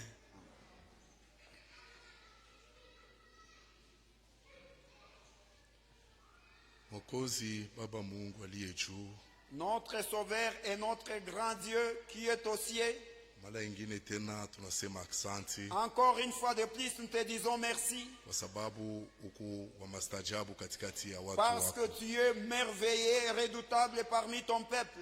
Mwokozi na Mungu wetu, Notre Sauveur et notre Dieu, shi tuliingia benye kuchoka, nous sommes en train affaiblis, tuliingia na miziko, nous sommes en train avec nos charges, lakini weye Mungu unabeba yote. mais tu as pris tout fardeau, Magonjwa yetu unaibeba, nos maladies tu les as prises, maproblem tulikuwa nayo les unaibeba, problèmes qu'on avait tu les as pris, kwa sababu unasema uko ule kama nafungula, parce que tu te dis que tu es celui qui, lorsqu'il ouvre, hakuna ule anawezi personne kufunga. n'est plus fermé. Kama wewe unafunga, Si toi tu ouvres, hakuna ule anawezi kufungula. personne aussi ne peut ouvrir. Ndio kwa maana Mwokozi na Mungu wetu, C'est pourquoi notre Sauveur est Dieu. tunaacha mahitaji yetu yote Nous kumikono laissons yako, toutes nos requêtes entre tes mains. na tunaamini ya kwamba Et unijibia. croyons aussi que tu as déjà exaucé. Hatuamini tu, Nous ne croyons pas seulement, lakini mais tunaitikia nous acceptons aussi ya kusema wewe Mungu que unafanya. tu as déjà accompli toi Dieu. Ulisema yote Tu as dit, utakapoomba tout mchina ce que lako vous demanderez en mon nom, pamoja na imani, avec foi, tutaiona kutimilika nous kwetu. le verrons s'accomplir pour nous. Mwokozi na Bwana wetu, Sauveur est notre Dieu. hii kundi iko hapa Ce groupe qui est ici, inapenda kuona wewe nous Mungu aimerions te voir toi. jinsi kunatenda myabo maisha. Comment est-ce que tu es en train d'agir dans leur vie? Ulituambia ya Tu kusema nous avais dit que mutabariki watu wangu vous, voilà comment est-ce que vous me mu direz, jina langu. mon peuple, Ndio en kwa maana leur Mwokozi na souhaitant Mungu wetu, ma bénédiction parce que tu es jibu notre Dieu. kila hitaji ya Réponds ndugu, à chaque requête. jibu kila hitaji ya Réponds à dada, chaque requête de chaque frère ou chaque kwa frère. sababu haubadilike. Parce que tu ne changes jamais. Vile ulitenda jana Comme tu avais agi ndio vile hier, kunaitenda tena. c'est ainsi que tu agis aujourd'hui. Maandiko inasema Les Écritures disent kile weye Mungu unapenda kufanya ce que toi tu aimes faire na accomplir, huku naifanya, et tu le fais. fanya katikati ya batoto Et yako, accompli parmi tes kwa enfants yote banakuomba. pour tout ce qu'ils viennent de te demander. Aksanti Mungu Merci wetu, notre Dieu. bariki mtumishi wako, Bénis ton serviteur. bariki ndugu na dada. Bénis mon frère et ma sœur. Salama yako iko pamoja Et nasi, que ta paix soit avec nous. mu jina lako Yesu Dans Kristu, le nom de toi, notre Seigneur Sauveur Jésus-Christ. amen. Amen.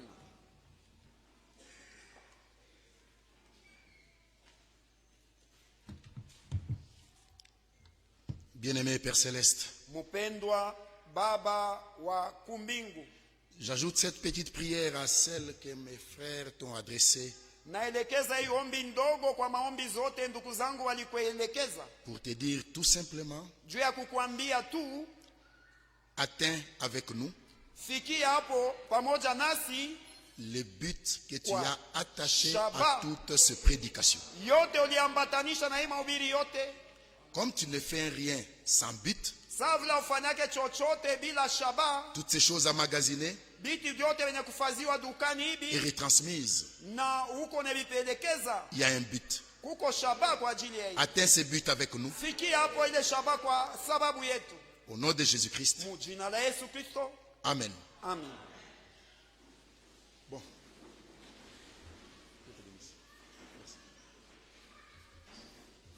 Que Dieu vous bénisse. Mungu emibariki. Recevez mes salutations au nom du Seigneur. Pokeeni masalamu zangu mu jina za Bwana.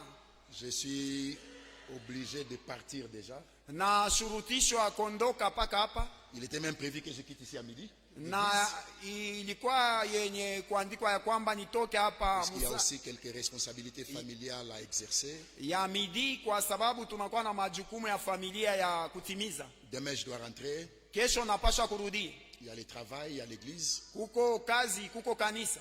Le fait que moi et le frère Rodin, qu'on ait fait le déplacement, Na kwa kuwa hivi mimi na ndugu Rodin si wote tumeondoka. on était obligé de laisser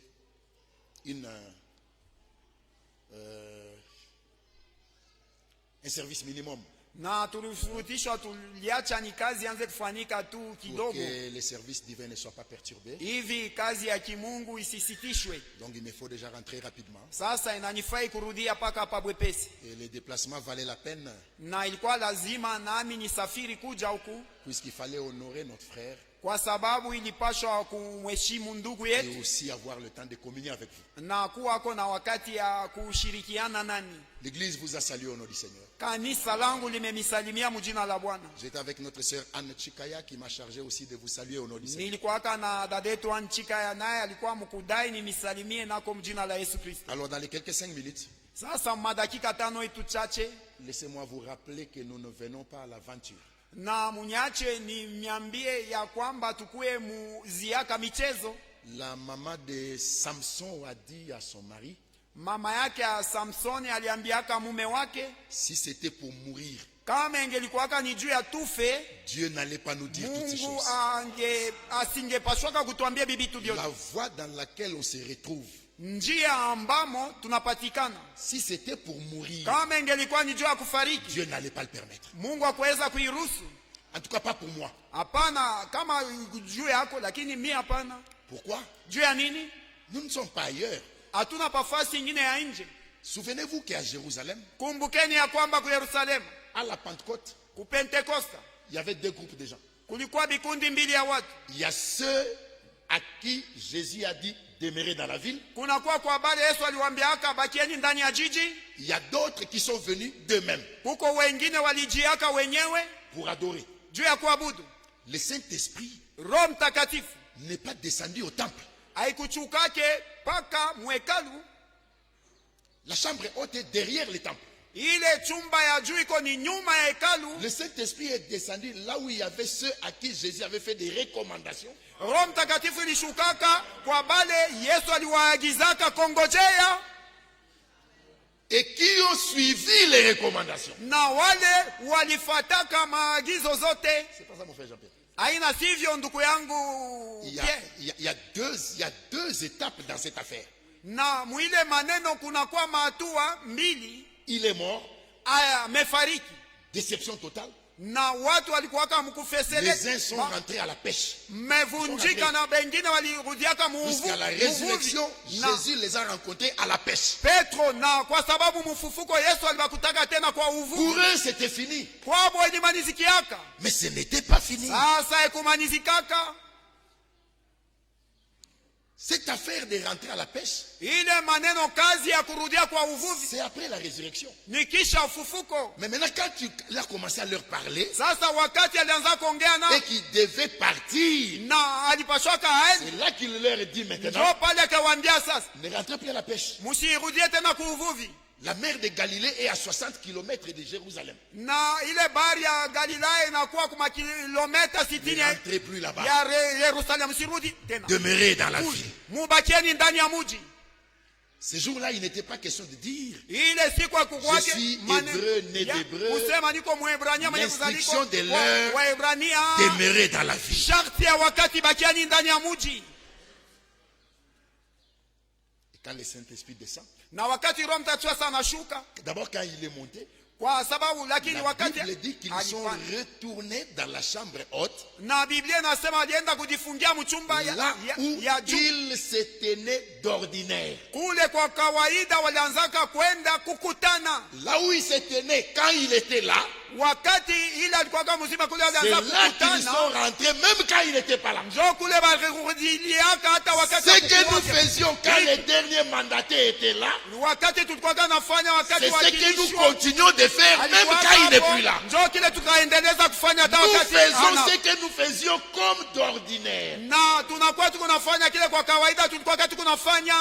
Nous écoutons, Tuko nasikiliza. nous nous levons, Tuko nasimama. nous résumons, Tunaleta awali. nous développons, Tunaingia nous mutondo. approfondissons Na tunaingia et mupande. le retransmission Na mausambazaji. corrige les erreurs des années Iko 70, na nyolosha ile makosa ya miaka 80, ya kumbele munane 90, ya miaka 2000, 2010 2010, 2020. na kumi Mais maintenant, les erreurs que les gens commettent en 2026, leo makosa ile batu wanafanya hapa sasa ce sera corrigé quand? itakasawazishaka kiye wakati gani?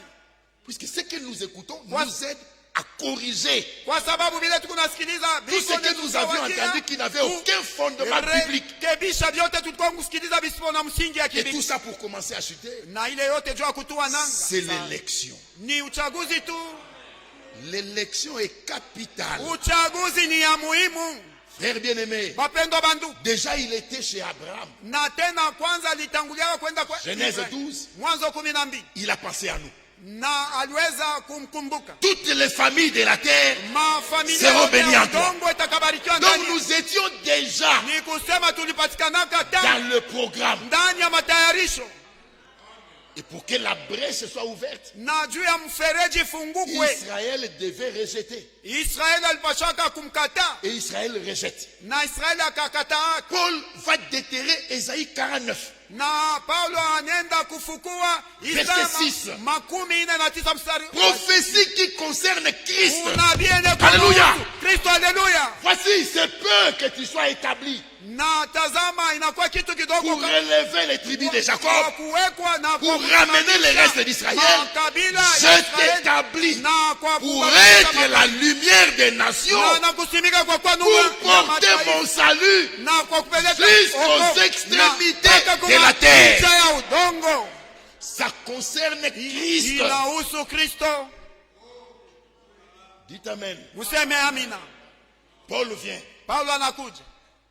Acte 13. Matendo 13. C'est à vous premièrement Ni kwa mwe hapa kwanza. que cette chose devait être annoncée. Ndio hiki kitu kilipaswa Pourquoi kutangazwa. vous la repoussez? Sasa mnakipuza je? Regardez que vous êtes jaloux. Na sasa mnakuwa wapi? Jaloux pourquoi? Puisque vous avez vu la foule. Na kwa sababu mnakuwa jua Vous auriez voulu que ce soit avec vous. na alikuwa anataka ikuwe Mais comme nani? ce n'est pas avec vous, Na sasa hivi ana vous nani? devenez jaloux. Mnakuwa na wivu. C'est ça le problème. Ndio mambo. Mais voici, Sasa tazama. nous nous tournons vers le païen. Tunageukia kwa mapagano. Mais c'est lié à quoi? Sasa inajiunga na nini? Habakkuk chapitre 1er. Habakuku sura ya kwanza. Tournez les regards vers les nations. Na kugeuza matazamo kwa Et mataifa. Paul dit dans Romains 10, Na Paulo est-ce anasema qu'Israël ne savait pas tout ça? na Israeli akujuake hiyo. Les prophètes, écoutez, les prophètes, Manabii ils ne sont pas des nations. abana ba mataifa. Le seul prophète des nations, c'est William Branham. Moja nabii wa mataifa ni William Branham. Tous les prophètes Manabii bote se sont levés en Israël. na waliinukaka Donc même quand ils ont prophétisé sur les nations, hata wakati alikuwa kutabiri juu ya c'était mataifa, là en Israël. ilifanikiwaka kwa Israeli. Mais comment Israël n'a pas compris Namna kani Israeli que akwelewa l'évangile arriverait aux extrémités de la terre? na ya kwamba ilipashwaka yapelekwa na C'est kumanisha pas qu'ils n'ont pas compris. ya udongo, hapana bakuelewa, Ils ont développé une amnésie volontaire. na walionekanikishaka usingizi kwa kutaka ya kiroho. Paul leur pose la question, Na Paulo est-ce anabauliza qu'Israël ne le savait-il pas? eti Israeli alijuaka Moïse le premier dit, na Moïse, Musa wa kwanza na j'exciterai votre jalousie na nitakazua wivu par yenu un peuple qui n'est même pas un kwa peuple. taifa yenyewe haina hata taifa.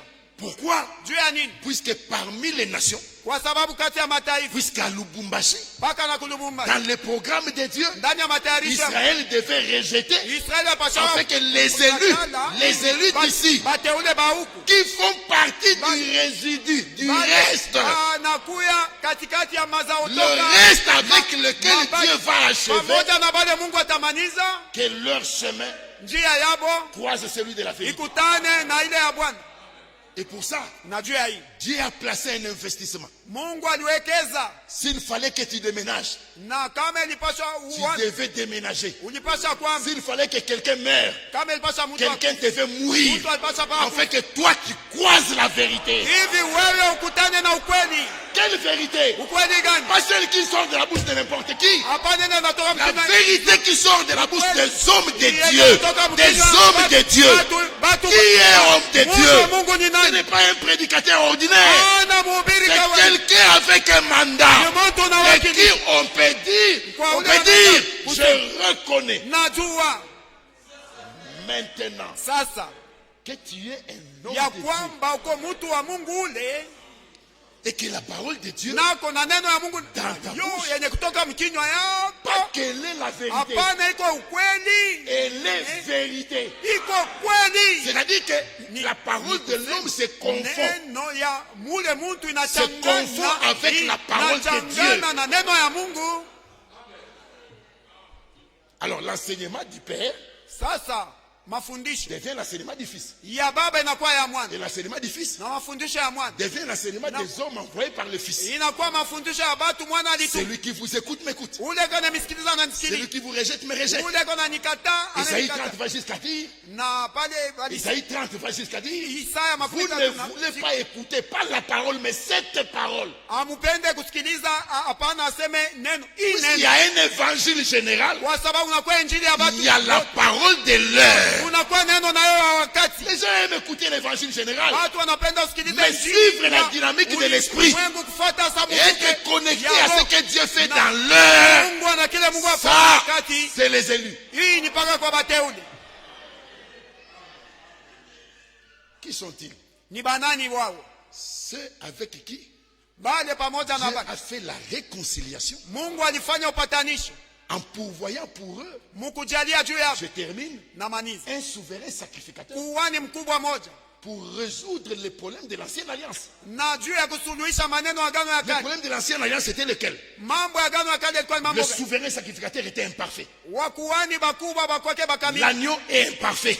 Mwana kondo De la combinaison des imparfaits, balianzaka kutoa l'adorateur ne peut pas obtenir la perfection. vikamilifu na vyote alianza kutoa mwabudu. Alors il fallait résoudre les problèmes. Sasa juu ya Dieu a kusuluhisha donné un souverain sacrificateur Mungu parfait, alileta kuhani mkubwa mkamilifu. qui n'a pas de faiblesse. Ula na na Lui-même, mazali. il est agneau parfait. Yeye mwenyewe kwa mwana kondo Et de la kamilifu. combinaison des Na parfaits, kuchanganya kwa l'adorateur wakamilifu. peut obtenir la perfection. Sasa mwabudu anaweza naye kupata ukamilifu. Ça, c'est Golgotha, Hii ni Golgotha. où l'acte qui Oule. nous condamnait a été déchiré. Na kule hati ilikuwa na hukumu ilipasuliwaka. Frère, Banduku, si j'avais encore le temps d'étudier, kama tena ningelikuwa na wakati ya kujifunza j'allais ajouter les droits. na ningelipasha kuongeza sheria. Les droits est merveilleux. Sheria ni ajabu. Lamentation dit, Na Maombolezo nasema Josué, Yoshua souverain sacrificateur, kuhani mkubwa, avait des vêtements sales. dia kweli alikuwa na mavazi machafu. Dieu le savait. Mungu alijuaka, Les anges le savaient. bamalaika balijua, Satan le savait. shetani alijuaka, Lui-même, Josué le savait. yeye mwenyewe Yoshua alijua. C'est-à-dire que l'accusation qui est là Kusema mastaki ile ilikuwa pale avait un pambe, contenu ile ilikuwa ya kweli, ndani ya bila alikuwa anasema ni kweli. pour que Dieu termine l'affaire. Juu ya Mungu amanizie ile maneno, Il vide l'accusation du contenu. na ye anapunguza yenye matakataka ya ile ilikuwa mastaki, L'ordre est donné, na amri na leto ôtez-lui omwondosheni mavazi les vêtements sales. ya uchafu, En enlevant les vêtements na sales, mkuiondosha mavazi, entendez, en déchirant l'acte, na musikie ni mfano l'accusation ingine, était vidée mukupasua ile chechi ya mastaki. Mastaki ilikuwa tupu de son contenu. ndani ya Et mkukwe. qu'est-ce que j'apprendais chez des amis juristes? Sasa nilikuwa niko nasikiliza Pour nikusema accuser nini quelqu'un, hapa, nini wanasheria vous devez connaître la faute, na juu ya kustaki mtu mnapaswa kujua alifanya nini connaître les lieux géographiques na kujua alifanyia où pafasi la gani, faute est commise, kule ilifanyika, connaître les statuts de la personne, na kujua kile eko ye mwenyewe pour ni connaître qui nani, est son juge naturel. na kujua ni mwamzi gani Ne mtampatia, prenez pas un militaire pour l'amener au tribunal civil. na mushikachukua askari mumpatia Ne kamsambi, prenez pas un adulte pour l'amener au tribunal des enfants. na mushikachukue mtu wenye makamo Ne prenez mpeleka pas un mahakama conflit de travail pour ya l'amener watu. au pénal. Musibebe mizozo ya kosa ya nje L'exemple le muipeleke plus na patent, c'est pamoja moya Matata. na ya kazi na hii yenye kuwa naoneshwa mzuri ni mwitu kunasema Matata, Augustin Matata, Matata Ponyo il commet des fautes comme premier ministre. anafanya makosa kama waziri wa kwanza Il devient député. na anakuya yeye mbunge On l'envoie à la cassation. na banamutuma Là-bas, on dit non, non, il est député, mais c'était comme premier ministre. C'est à la Cour constitutionnelle. mahakama banasema ni atakakenda kujibuia tena On l'envoie à la Cour constitutionnelle. na banamutuma Là-bas, on dit kule non, non, non, il est député, cassation. na banasema yeye anakuwa mbunge Et comme les banamrudisha politiques ont toujours une solution, na saa vile batu bakisiasa wanapataka paka on l'a jugé. na bakamhukumu. Mais dans cette salle, écoutez, je Ça, dois partir. napasha Dans kwenda. cette salle, Ndani ya hii chumba il y a des hommes et des femmes qui n'ont pas de juges naturels sur la terre. kuko banaume na banamuke abana na bamzi bakubasambia mukose ile walifanya hapa pa udongo Est-ce qu'ils sont là? beko hapa Il y a des hommes et des femmes kuko banaume na qui bana n'ont pas de juridiction sur la terre. na bana na namna Dieu masamba est leur juge. Mungu anakuwa mwamzi Et wa Dieu est leur avocat. na Mungu anakuwa mtetezi. Alors à leur sujet, il est dit, Nasa kubabu- qui accusera les élus de Dieu? wateule ya Mungu C'est Dieu qui justifie. ni Mungu akonahesabia haki. Qui les condamnait? Nani atabahukumu? Christ est mort. Kristo amefariki Bien plus, il est na ressuscité. tena amefufuka Bien plus, il est à la droite de na Dieu. tena iko kuume kwa Bien plus, il intercède pour nous. na tena iko naomboleza Voilà Golgotha, mwone Golgotha, l'amour divin. mapendo ya kimungu. Et ça, Na hii pour mieux le comprendre, juu ya kuelewa mzuri, il fallait que le message du salut arrive aux extrémités de la terre. ilipasha ujumbe ya wokovu ifike kumapembeni ya udongo. Mais quand Paul prend Isaïe 49, Sasa wakati Paulo anasema il dit, Isaya ainsi makumi nous nne l'a ordonné le na Seigneur. kenda hivi Je alituagiza, t'ai établi Bwana pour nilikusimika être la lumière des juu nations, ya kuwa nuru ya pour mataifa, porter mon juu salut ya kupeleka wokovu jusqu'aux ya extrémités de na la mpaka terre. kumainchi ya udongo. Deux questions. Maulizo mbili, Est-ce comment Paul peut prendre une prophétie sur Christ namna kani Paulo anaweza kuchukua unabii juu ya Kristo et se l'appliquer à lui-même? na kujitumia juu ya yeye C'est mwenyewe, puisqu'il est dans le même ministère. kwa sababu yuko mtumishi mmoja.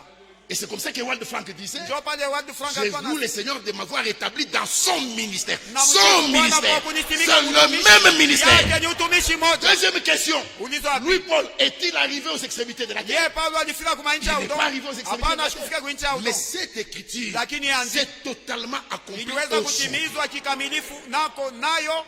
Cette bonne nouvelle du Hii royaume habari njema ya mfalme a atteint les extrémités de la imefika terre. kumainchi ya udongo, Car les extrémités de la kwa terre maana doivent voir inchi ya udongo le inapaswa salut de kuona notre Dieu. wokovu ya Mungu wetu, Et ça, na hii Dieu l'a fait. Mungu alifanya Avec deux grands ministères. pamoja na watumishi mbili Celui kuu, de William Branham, ile ya William Branham, le plus grand ministère jamais envoyé dans utumishi le Nouveau kubwa Testament. kamwe ile yatumiakako kamwe Un yafanana na ya ministère devant Masihi. lequel Paul pouvait enlever le chapeau. Ile mbele ya ile Paulo angeliweza Un kuipongeza, ministère proche de celui de Jésus lui-même. utumishi ile yenye kukaribiana na Et le deuxième ministère, na utumishi celui yake, de Wald Frank, ile ya Wald le Frank. seul ministère Utumishi moja qui a eu la terre entière comme champ d'action. ile ilikuwa na udongo mzima Le kama seul. shamba ya kutumikia moja tu. Qu'est-ce qui reste? Nini inabakia tena? La dernière action. Tendo ya mwisho Mais elle commence quand? iko naanza wakati gani? Quand Moïse était né, Wakati Musa alizalika, l'action de l'exode a commencé. tendo ya kutoka ilianzishwa. Acte 7. Matendo 7. Paris un pharaon qui ne connaissait pas. Ukatokea J'ai Farao refusé de lire. huyu hakujuaka Et à la même époque, na naquit wakati Moïse. mmoja Musa akazalika. Moïse est né pourquoi? Musa alizalikwaka juu ya Moïse est né pour l'exode. alizalikwaka juu ya Donc kutosha. la naissance de Moïse, Kuzaliwa kwa le dossier de l'exode était déjà ouvert. Sasa ile kesi ya kutoka imekwaka Qui le croit comme ça? funguka. Nani anaamini hivi? Maintenant, quand Dieu dit à son prophète, à Sasa son wakati serviteur, Mungu anaambia nabii wake mtumishi mon wa serviteur, mtumishi wa quand la dernière action commençait, wakati tendo ya mwisho itaanza, je te parlerai. tasemaka nao. Aujourd'hui, il est où? Leo iko wapi? Il est mort. Amekufa. Dieu peut-il lui parler? Mungu anaweza Non. kusema naye hapana. C'est que Dieu a déjà parlé. Mungu ni kusema kisha Mais useme. qu'est-ce que Dieu lui a dit? Mungu alimwambiaka nini? Dans leur retransmission, Ndani ya masambazaji. au lieu qu'il vienne corriger, Baada ya kuweka il est venu ajouter. alikuwa kuongeza. Un roi 17. Mfalme wa Et il kwanza dit, les kuja. années qui viennent, il n'y aura ni rosée, Na ni anasema pluie, kwa neno yake sinon kutakuwa à na ma parole. mkate, Au wala lieu que mvua. Dieu vienne corriger, Kwa neno il baada ya vient kuweka ajouter. waziri, anakuwa Il kuongeza. dit à Élie, Anamwambia, va au Torah de Kérit. Wende kukijito ya Kerito. Le retransmission commence. Masambazaji inaanza. Dieu vient, il dit, Mungu anakuwa anasema ajoute ongeza 4 à 7 réunions de guérison. mara ina ama 7 ya mahubiri ya Frère uponyaji Branham. ya ndugu Branham. Pourquoi? Juu ya nini? Quand j'ai commencé avec les guérisons là-bas, wakati nilianza na maponyaji et kule, que j'en suis arrivé à l'ouverture de la parole, na mimi nafikia mkufungulia les gens se sont achoppés, ils sont partis. watu walikuwa Pour ne plus connaître la même chose. juu ile kitu Car je mwanzo dois achever, wakati na depuis 63, avec l'ouverture de Sceaux, j'ai commencé avec l'ouverture de la parole.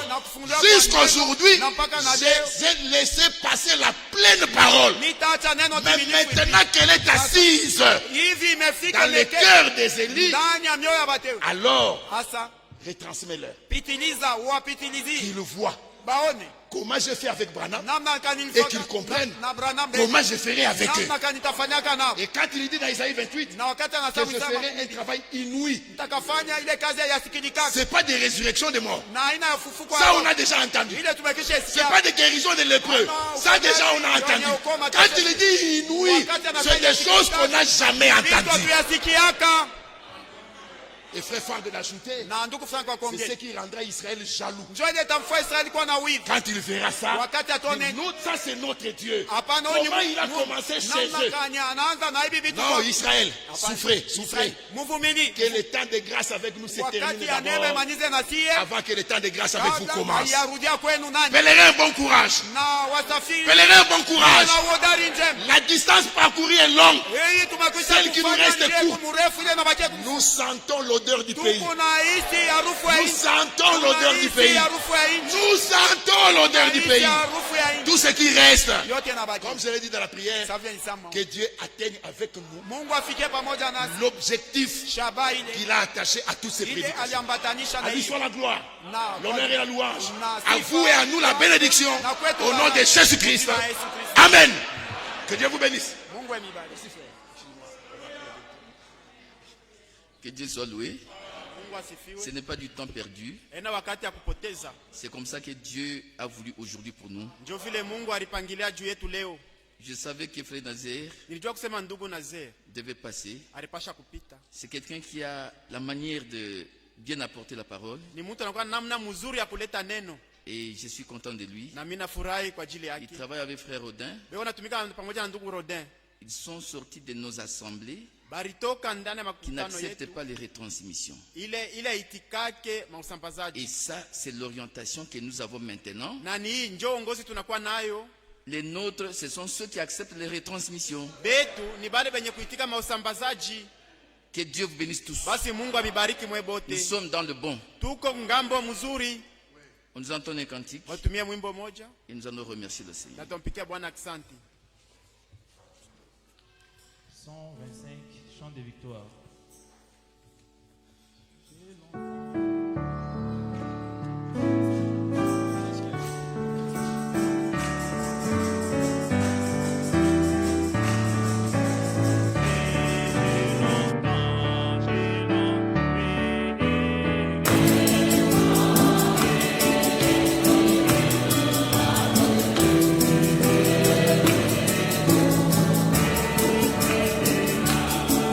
J'ai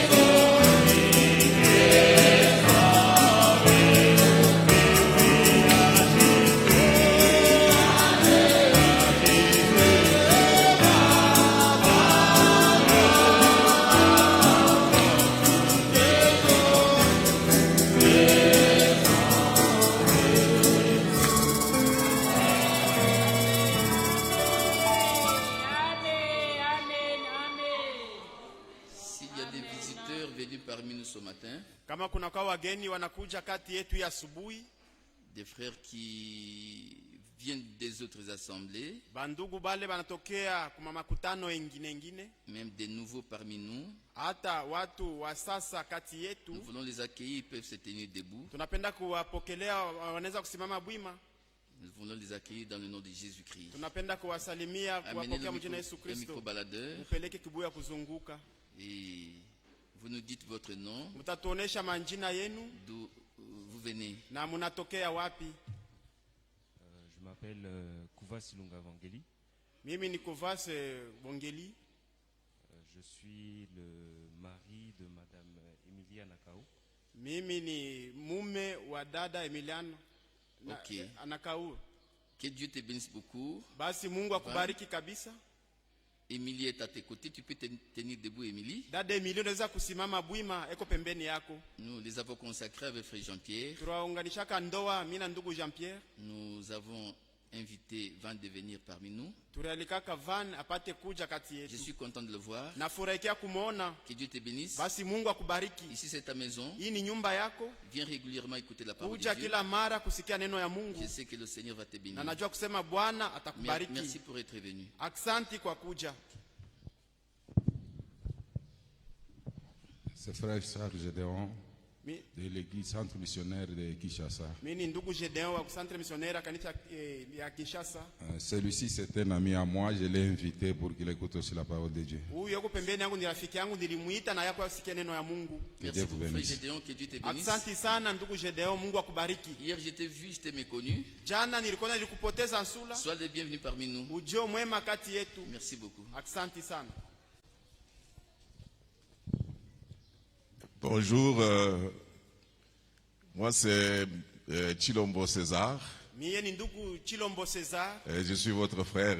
Je suis entre la Zambie et le Cameroun et puis maintenant je suis revenu au pays. Niko ndugu yenu, niko nekala kati ya Zambia na Kameruni. Sasa hivi mimi narudia sasa ndani ya nchi yangu. Oui, je suis un vieux de ce message. Salutations à tout le monde. Na mimi naleta masalamu kwa kila mtu yote. Que Dieu te bénisse, frère Chilombo. Basi Mungu akubariki ndugu Chilombo. Content de te voir. Tunafurahi kukuona.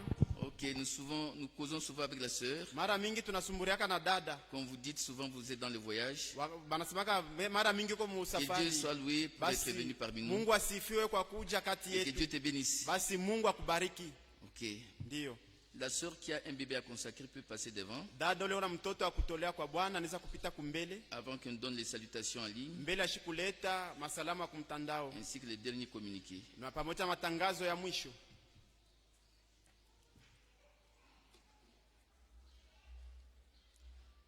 Quand la sœur va arriver devant, nous allons nous tenir debout. Wakati dada tafika kumbele na mtoto, tutasimama Consacrer shibote le bwima bébé. juu ya kumtolea mtoto kwa Bwana.